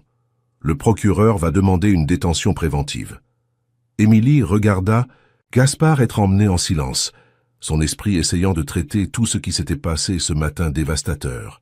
En quelques heures, elle avait découvert qu'elle était manipulée, que ses sentiments faisaient partie d'une expérience et que l'homme dont elle tombait amoureuse pourrait être un meurtrier. Quand elle se retrouva seule dans la maison vide, entourée par l'écho de tous les mensonges dont elle avait été nourrie, Émilie permit enfin aux larmes de couler. Elle pleura pour la naïveté qui lui avait fait croire qu'elle pourrait trouver un amour véritable. Elle pleura pour la connexion qu'elle avait ressentie et qu'elle savait maintenant fausse. Et elle pleura pour l'homme brisé qui avait détruit tout ce qu'il touchait, y compris elle. Mais tandis qu'elle pleurait, une partie d'elle refusait toujours d'accepter que tout avait été un mensonge. La façon dont il l'avait touchée, dont il l'avait regardée, la vulnérabilité qu'il avait montrée, était-il possible de feindre tout cela ? Ou était-ce simplement une preuve supplémentaire de sa capacité de manipulation ? Émilie ne savait plus quoi croire. Elle ne savait plus à qui faire confiance. Elle savait seulement qu'elle devait sortir de cette maison avant d'être aussi détruite par les mensonges et les obsessions qui l'habitaient. Mais quand elle alla chercher ses valises, elle trouva quelque chose qui la fit s'arrêter. Une lettre sur le lit, avec son nom écrit dans la calligraphie élégante de Gaspard. À l'intérieur, une seule phrase qui changerait tout. « Si elle connaît l'origine de notre lien, elle s'enfuira. Mais si elle ne le sait pas, ce ne sera jamais réel. » C'était une citation du journal de Claire. Et en dessous de l'écriture de Gaspard, « Maintenant vous savez tout, et vous pouvez choisir si vous voulez que ce soit réel. » Émilie tint la lettre d'une main tremblante, réalisant que même en étant arrêtée, même en voyant sa vie détruite, Gaspard avait trouvé un moyen de lui donner le choix que Claire n'avait jamais eu. Le choix entre la vérité douloureuse et le mensonge confortable, entre l'amour réel et l'amour basé sur des illusions, entre rester et se battre pour quelque chose qui pourrait les sauver, ou fuir et rester en sécurité, mais seule. C'était le choix le plus difficile de sa vie, et pour la première fois, elle ne savait pas quelle serait sa réponse. Émilie passa 2 jours dans la maison vide, marchant dans les couloirs comme un fantôme, essayant de décider si elle devait fuir ou se battre. La lettre de Gaspard était toujours dans ses mains, les mots devenant plus clairs à chaque lecture. Maintenant vous savez tout, et vous pouvez choisir si vous voulez que ce soit réel. Au matin du 3e jour, elle prit sa décision. Elle trouva le docteur Thomas dans son cabinet à l'hôpital américain de Paris, exactement où elle s'attendait à le trouver. Il ne sembla pas surpris de la voir, juste fatigué, comme s'il savait que cette conversation était inévitable. « Je suis venu chercher des réponses, » dit-elle, s'asseyant dans le fauteuil face à son bureau sans y être invitée, j'imagine. Le docteur Thomas retira ses lunettes et les nettoya lentement, un geste qu'elle reconnaissait comme sa façon de gagner du temps pour réfléchir. « Que voulez-vous savoir ?»« Tout, depuis le début. » Émilie... Non. Elle se pencha en avant, les yeux fixés sur lui. « Vous m'avez trahi. Vous qui avez été mon mentor, qui m'avez enseigné l'éthique médicale, qui m'avez fait croire que prendre soin des gens concernait la vraie compassion. Vous m'avez livré à un homme obsédé comme si j'étais un objet. » Le docteur Thomas soupira, profondément, vieillissant de 10 ans en quelques secondes. Ce n'était pas comme ça. Alors comment c'était? Gaspard a cherché de l'aide après les tentatives d'automutilation. Il est arrivé à mon cabinet un soir, saignant, désespéré, parlant de comment il voulait mourir, mais n'arrivait pas à se tuer. Et vous avez décidé que la solution était de m'utiliser comme cobaye? J'ai décidé qu'il avait besoin de quelqu'un qui comprenait le vrai traumatisme, quelqu'un qui n'aurait pas pitié de lui, qui n'essaierait pas de guérir sa culpabilité. Avec des mots vides, le docteur Thomas remit ses lunettes et la regarda. Vous étiez la seule personne que je connaissais capable de le gérer. Parce que je porte aussi de la culpabilité, parce que vous aussi avez survécu à l'insupportable. Émilie sentit la colère monter dans sa poitrine. Et vous pensiez que cela vous donnait le droit de me manipuler? J'ai pensé que peut-être, vous pourriez vous aider mutuellement. En me mentant, en omettant des informations, en me faisant croire que j'acceptais un travail normal? Le docteur Thomas resta silencieux pendant un long moment, et quand il parla, sa voix portait le poids d'années de regrets. Auriez-vous accepté si vous aviez connu la vérité? Non. Et il serait mort. L'affirmation resta suspendue dans l'air comme une bombe. Émilie essaya de traiter les implications, essaya de comprendre si le docteur Thomas tentait de justifier l'injustifiable ou s'il avait vraiment sauvé la vie de Gaspard. Comment pouvez-vous en être sûr? Parce que la nuit avant votre arrivée à la maison, il m'a appelé. Il a dit que si cela ne fonctionnait pas, si vous n'arriviez pas à le comprendre, il n'essaierait plus rien. Il en finirait avec tout. Émilie sentit sa poitrine se serrer. Il a dit cela? Oui, et je l'ai cru. Gaspard est beaucoup de choses, obsessionnel, manipulateur, même dangereux. Mais il ne ment pas sur la mort. Et maintenant, il est en prison, accusé d'avoir tué sa femme. Votre intervention a très bien fonctionné. Le docteur Thomas se leva et marcha jusqu'à la fenêtre, regardant l'agitation de la ville en contrebas. Il y a des choses sur Claire que vous ne savez pas. Quelles choses? Elle n'était pas la victime innocente que Gaspard a fait paraître. Claire avait des problèmes. Quel genre de problèmes? Troubles bipolaires sévères, épisodes psychotiques, tendances autodestructrices. Elle avait tenté de se suicider 3 fois avant de rencontrer Gaspard. L'information frappa Émilie comme un coup de poing. Pourquoi n'a-t-il jamais mentionné cela? Parce qu'il l'a idéalisée après sa mort. Il l'a transformée en sainte martyre pour nourrir sa propre culpabilité. Mais la vérité est que Claire était une femme très malade qui refusait de prendre ses médicaments. Et leur recherche, c'était son idée. Claire était obsédée par la compréhension de son propre esprit, par la cartographie des schémas neurologiques de sa maladie. Gaspard a simplement fourni les connaissances techniques. Émilie essaya de réconcilier cette version avec tout ce que Gaspard lui avait raconté. Et la nuit de l'incendie, Claire était en pleine crise psychotique. Elle avait arrêté de prendre ses médicaments depuis des semaines. Elle était paranoïaque. Elle croyait que Gaspard essayait de contrôler son esprit à travers la recherche. Et c'était le cas. Le docteur Thomas se tourna vers elle, et il y avait une profonde tristesse dans ses yeux. Pas intentionnellement, mais Gaspard a toujours été obsédé par le contrôle, surtout le contrôle sur la douleur, la sienne et celle des autres. Émilie se leva, ayant besoin de bouger pendant qu'elle traitait toutes ces révélations. « Pourquoi me racontez-vous cela maintenant?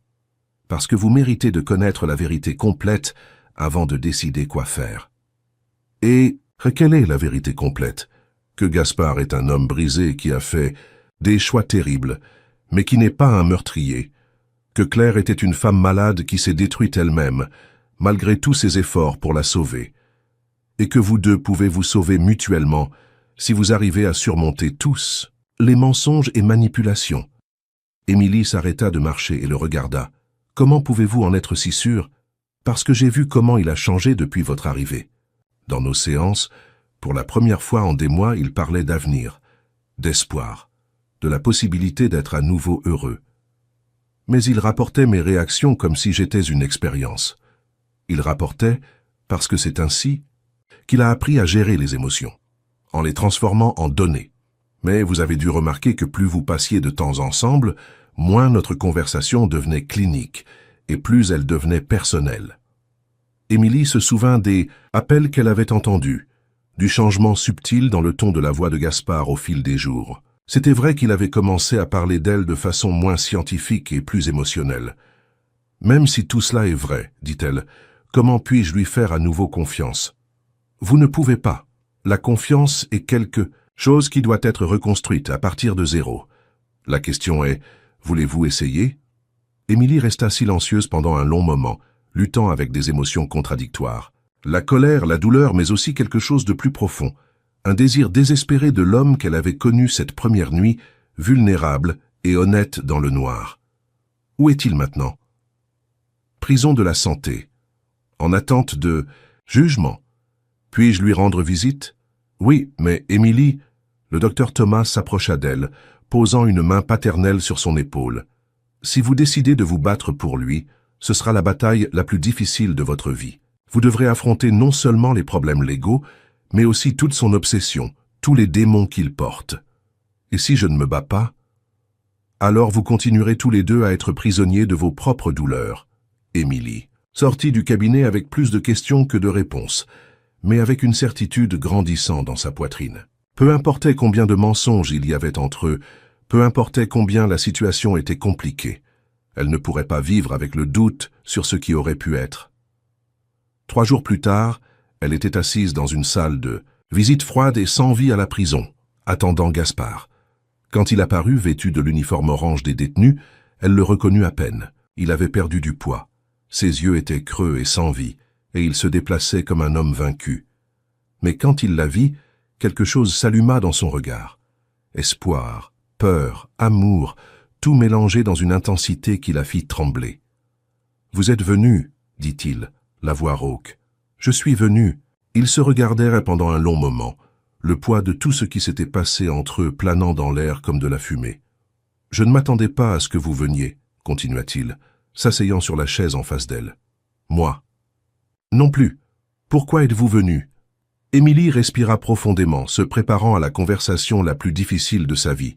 « Parce que j'ai besoin de savoir s'il existe quelque chose de réel entre nous ou si tout faisait partie de votre obsession. » Gaspard baissa les yeux, luttant clairement avec la réponse. Cela a commencé comme une obsession. Et comment cela se termine? Je ne sais pas. Cela dépend de vous, de moi, de votre croyance qu'un homme peut changer, que quelqu'un qui a passé toute sa vie à essayer de contrôler la douleur peut apprendre à simplement la ressentir. Émilie étudia son visage, cherchant des signes de manipulation, de fausseté.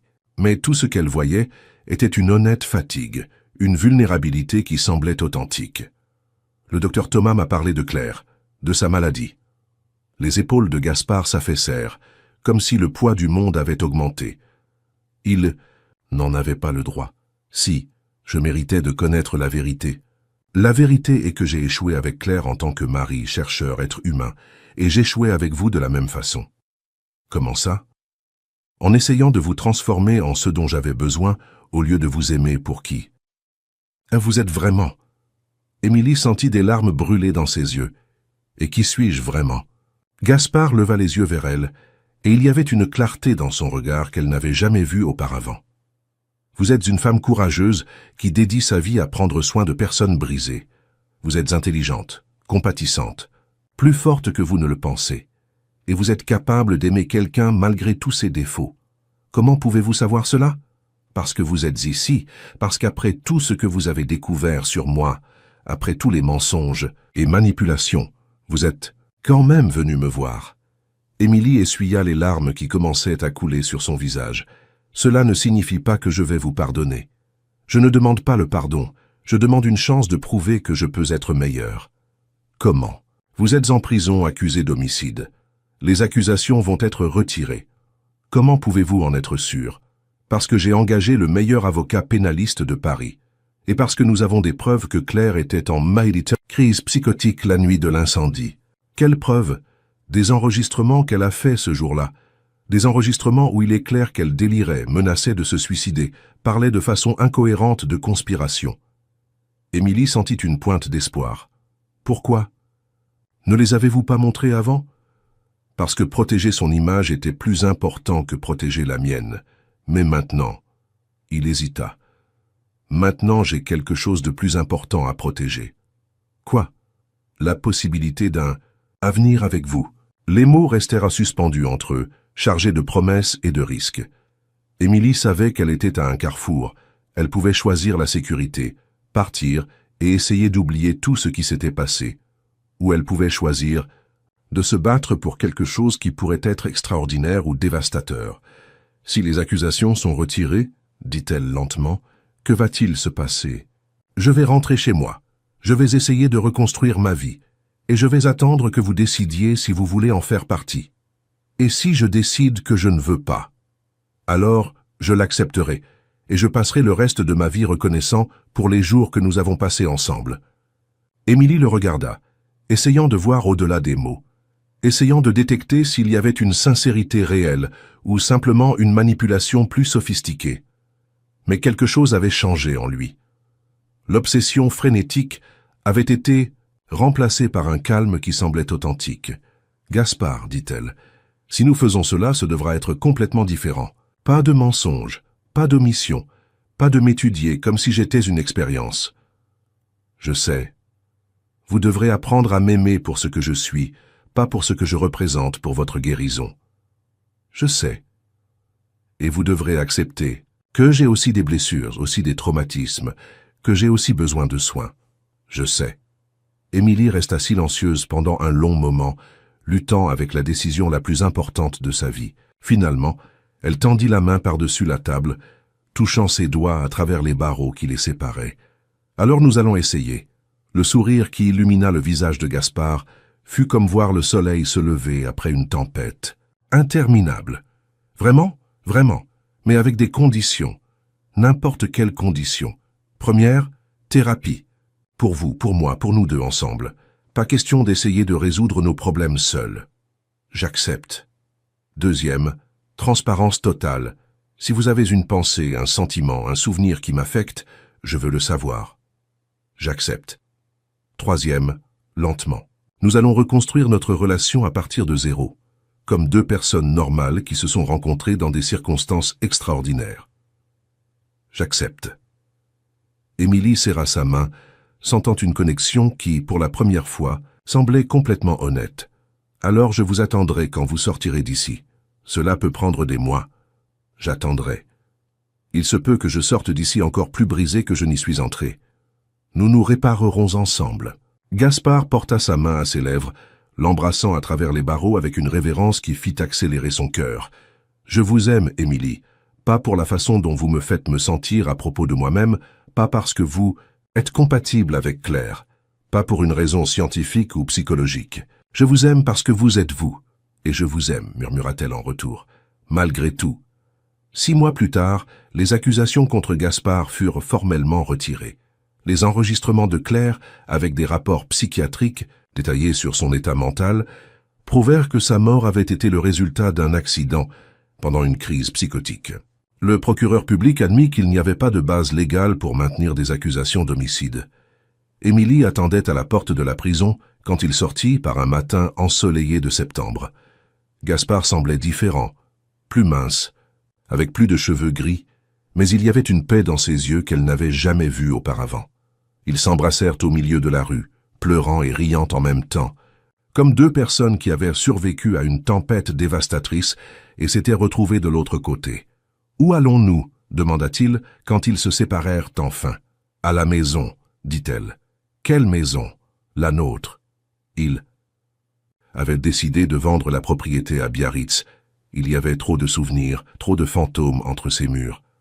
À la place, ils achetèrent une maison simple à Paris, près de la Seine, où ils pouvaient recommencer à zéro. La première. Nuit dans la nouvelle maison fut étrange et merveilleuse à la fois. Et ils dînèrent dans des assiettes en plastique, car ils n'avaient pas encore de vaisselle. Dormirent sur un matelas au sol, car les meubles n'étaient pas encore arrivés, et parlèrent jusqu'à l'aube de rêves, de peur, de projets pour l'avenir. Il y a une chose que je ne vous ai jamais demandé, dit Émilie allongée à côté de lui dans l'obscurité. Quoi? Si vous pouviez remonter le temps, changeriez-vous quelque chose à la façon dont nous nous sommes rencontrés? Gaspard resta silencieux si longtemps qu'elle pensa qu'il s'était endormi. Quand il répondit enfin, sa voix portait le poids de mois de réflexion. Je changerai tout. Je vous rencontrerai dans un café ou dans un hôpital ou dans une librairie. Je vous inviterai à dîner comme un homme normal. Je vous parlerai de ma vie peu à peu. Vous laisserez décider si vous vouliez en faire partie sans pression, sans manipulation. Et vous pensez que cela aurait fonctionné? Je ne sais pas. Peut-être auriez-vous fui quand vous auriez appris pour Claire, pour mes problèmes, pour ma tendance à transformer les relations en expériences scientifiques. Ou peut-être serais-je resté parce que vous auriez été honnête depuis le début? C'est possible. Émilie se tourna sur le côté, appuyant sa tête sur sa main pour le regarder. Voulez-vous savoir quelque chose? Oui. Je ne changerai rien. Même en sachant toute la douleur que vous auriez pu éviter, même ainsi.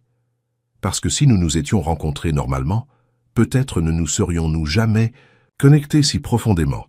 Peut-être ne vous seriez-vous jamais permis d'être si vulnérable avec moi, et vous ne vous seriez jamais permis d'aimer quelqu'un d'aussi compliqué. Exactement. Ils se regardèrent dans l'obscurité, et Émilie vit sur son visage la même gratitude qu'elle ressentait dans sa poitrine. Gratitude d'avoir survécu, d'avoir trouvé un chemin à travers tous les mensonges et manipulations, d'avoir découvert que l'amour véritable peut naître même des circonstances les plus malsaines. Émilie, dit Gaspard, touchant doucement son visage. Oui, merci. Pourquoi?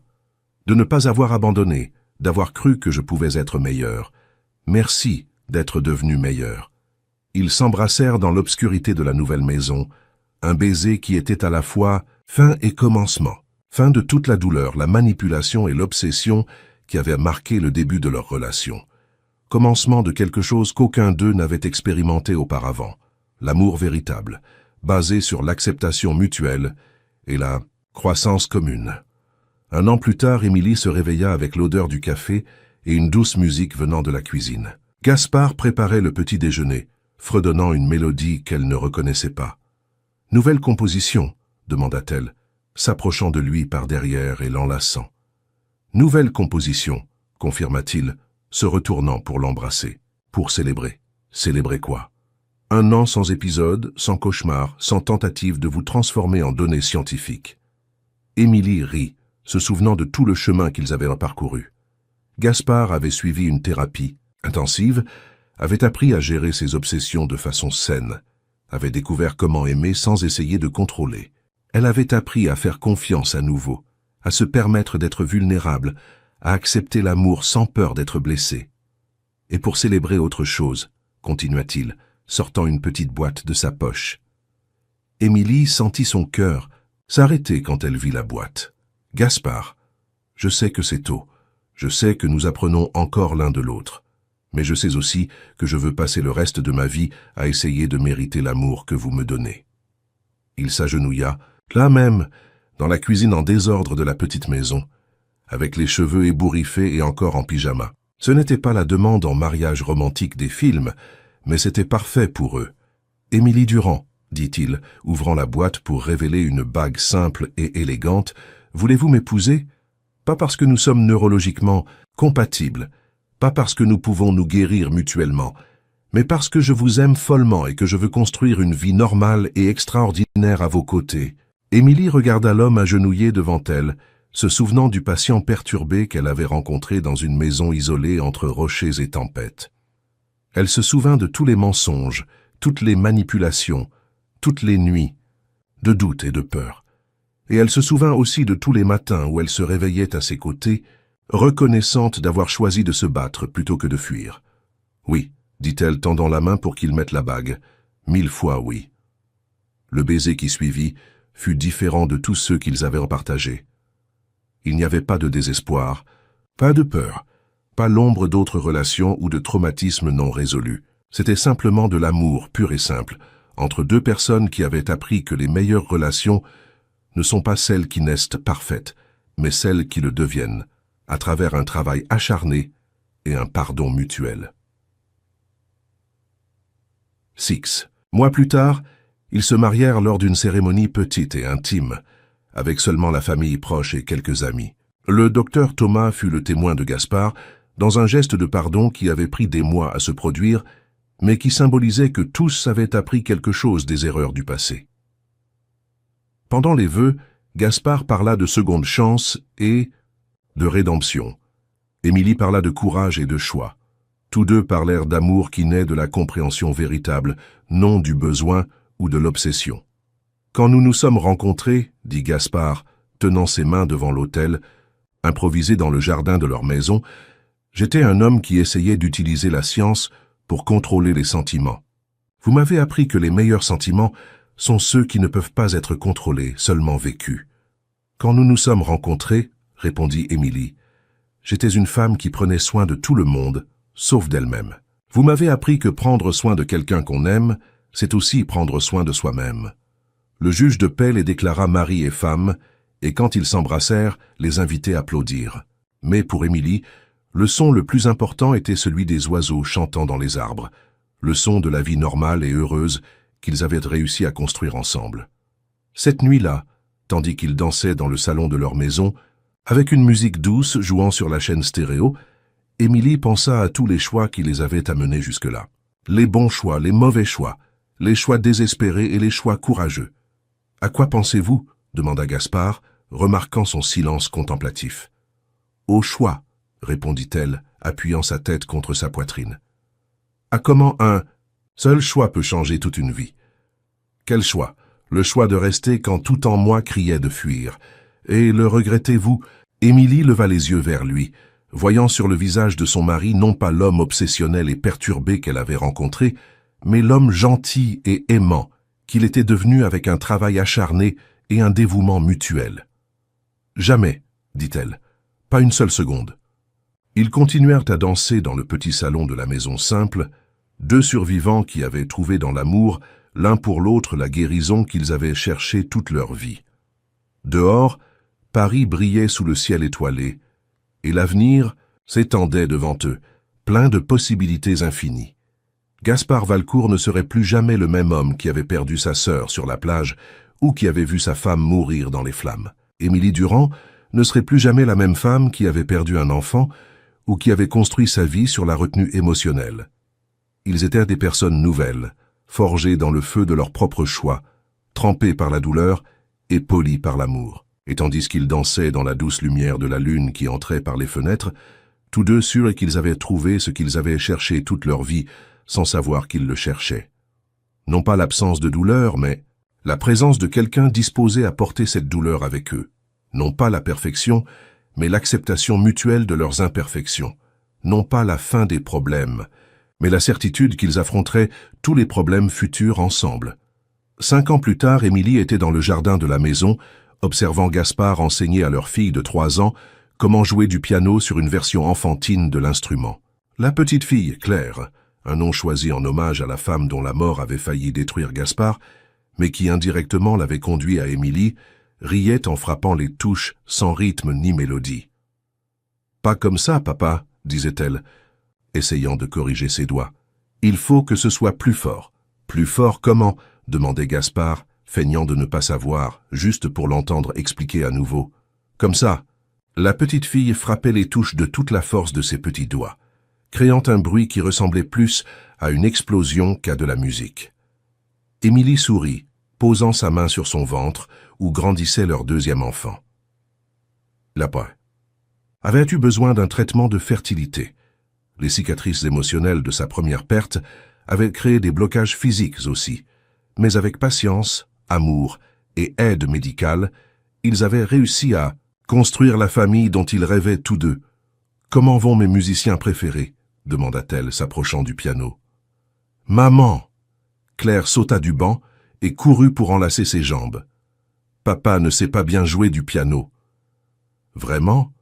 Émilie feignit la surprise. « Mais il m'a appris une belle chanson la semaine dernière. »« Quelle chanson ?»« La chanson qu'il a composée pour toi avant ta naissance. » Claire regarda son père avec une admiration renouvelée.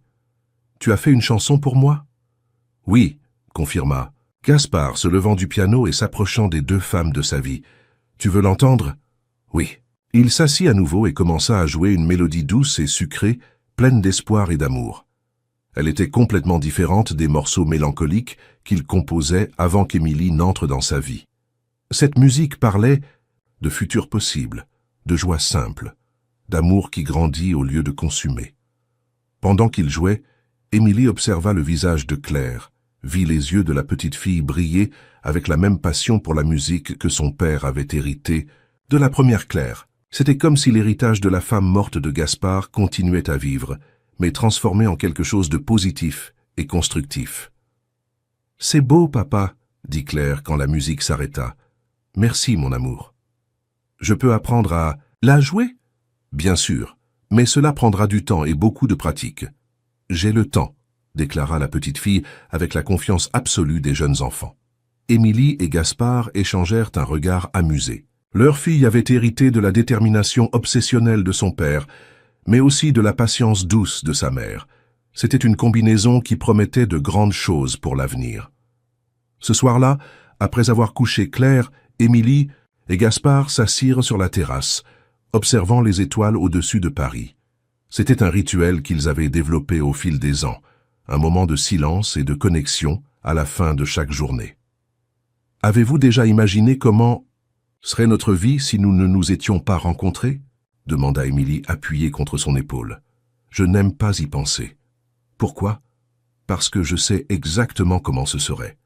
Je serais mort, et vous seriez seul, prenant soin de tout le monde, sauf de vous-même. » Émilie considéra la réponse, sachant qu'elle était probablement juste. « Et maintenant ? » « Maintenant, nous avons une fille qui va changer le monde, un autre bébé qui arrive, une maison pleine d'amour, et toute une vie devant nous. C'est presque trop beau. » « Pour être vrai, c'est réel, » dit Gaspard, embrassant le sommet de sa tête, « plus réel que tout ce que j'ai jamais vécu. » Émilie ferma les yeux, sentant la douce brise de la nuit parisienne, entendant le son distant de la circulation dans la ville, sentant le bébé bouger doucement dans son ventre. C'était un bonheur simple et extraordinaire à la fois, construit sur des fondations solides d'amour véritable et de croissance mutuelle. « Gaspard, » dit-elle doucement. « Merci. » « De quoi ? De m'avoir laissé vous sauver.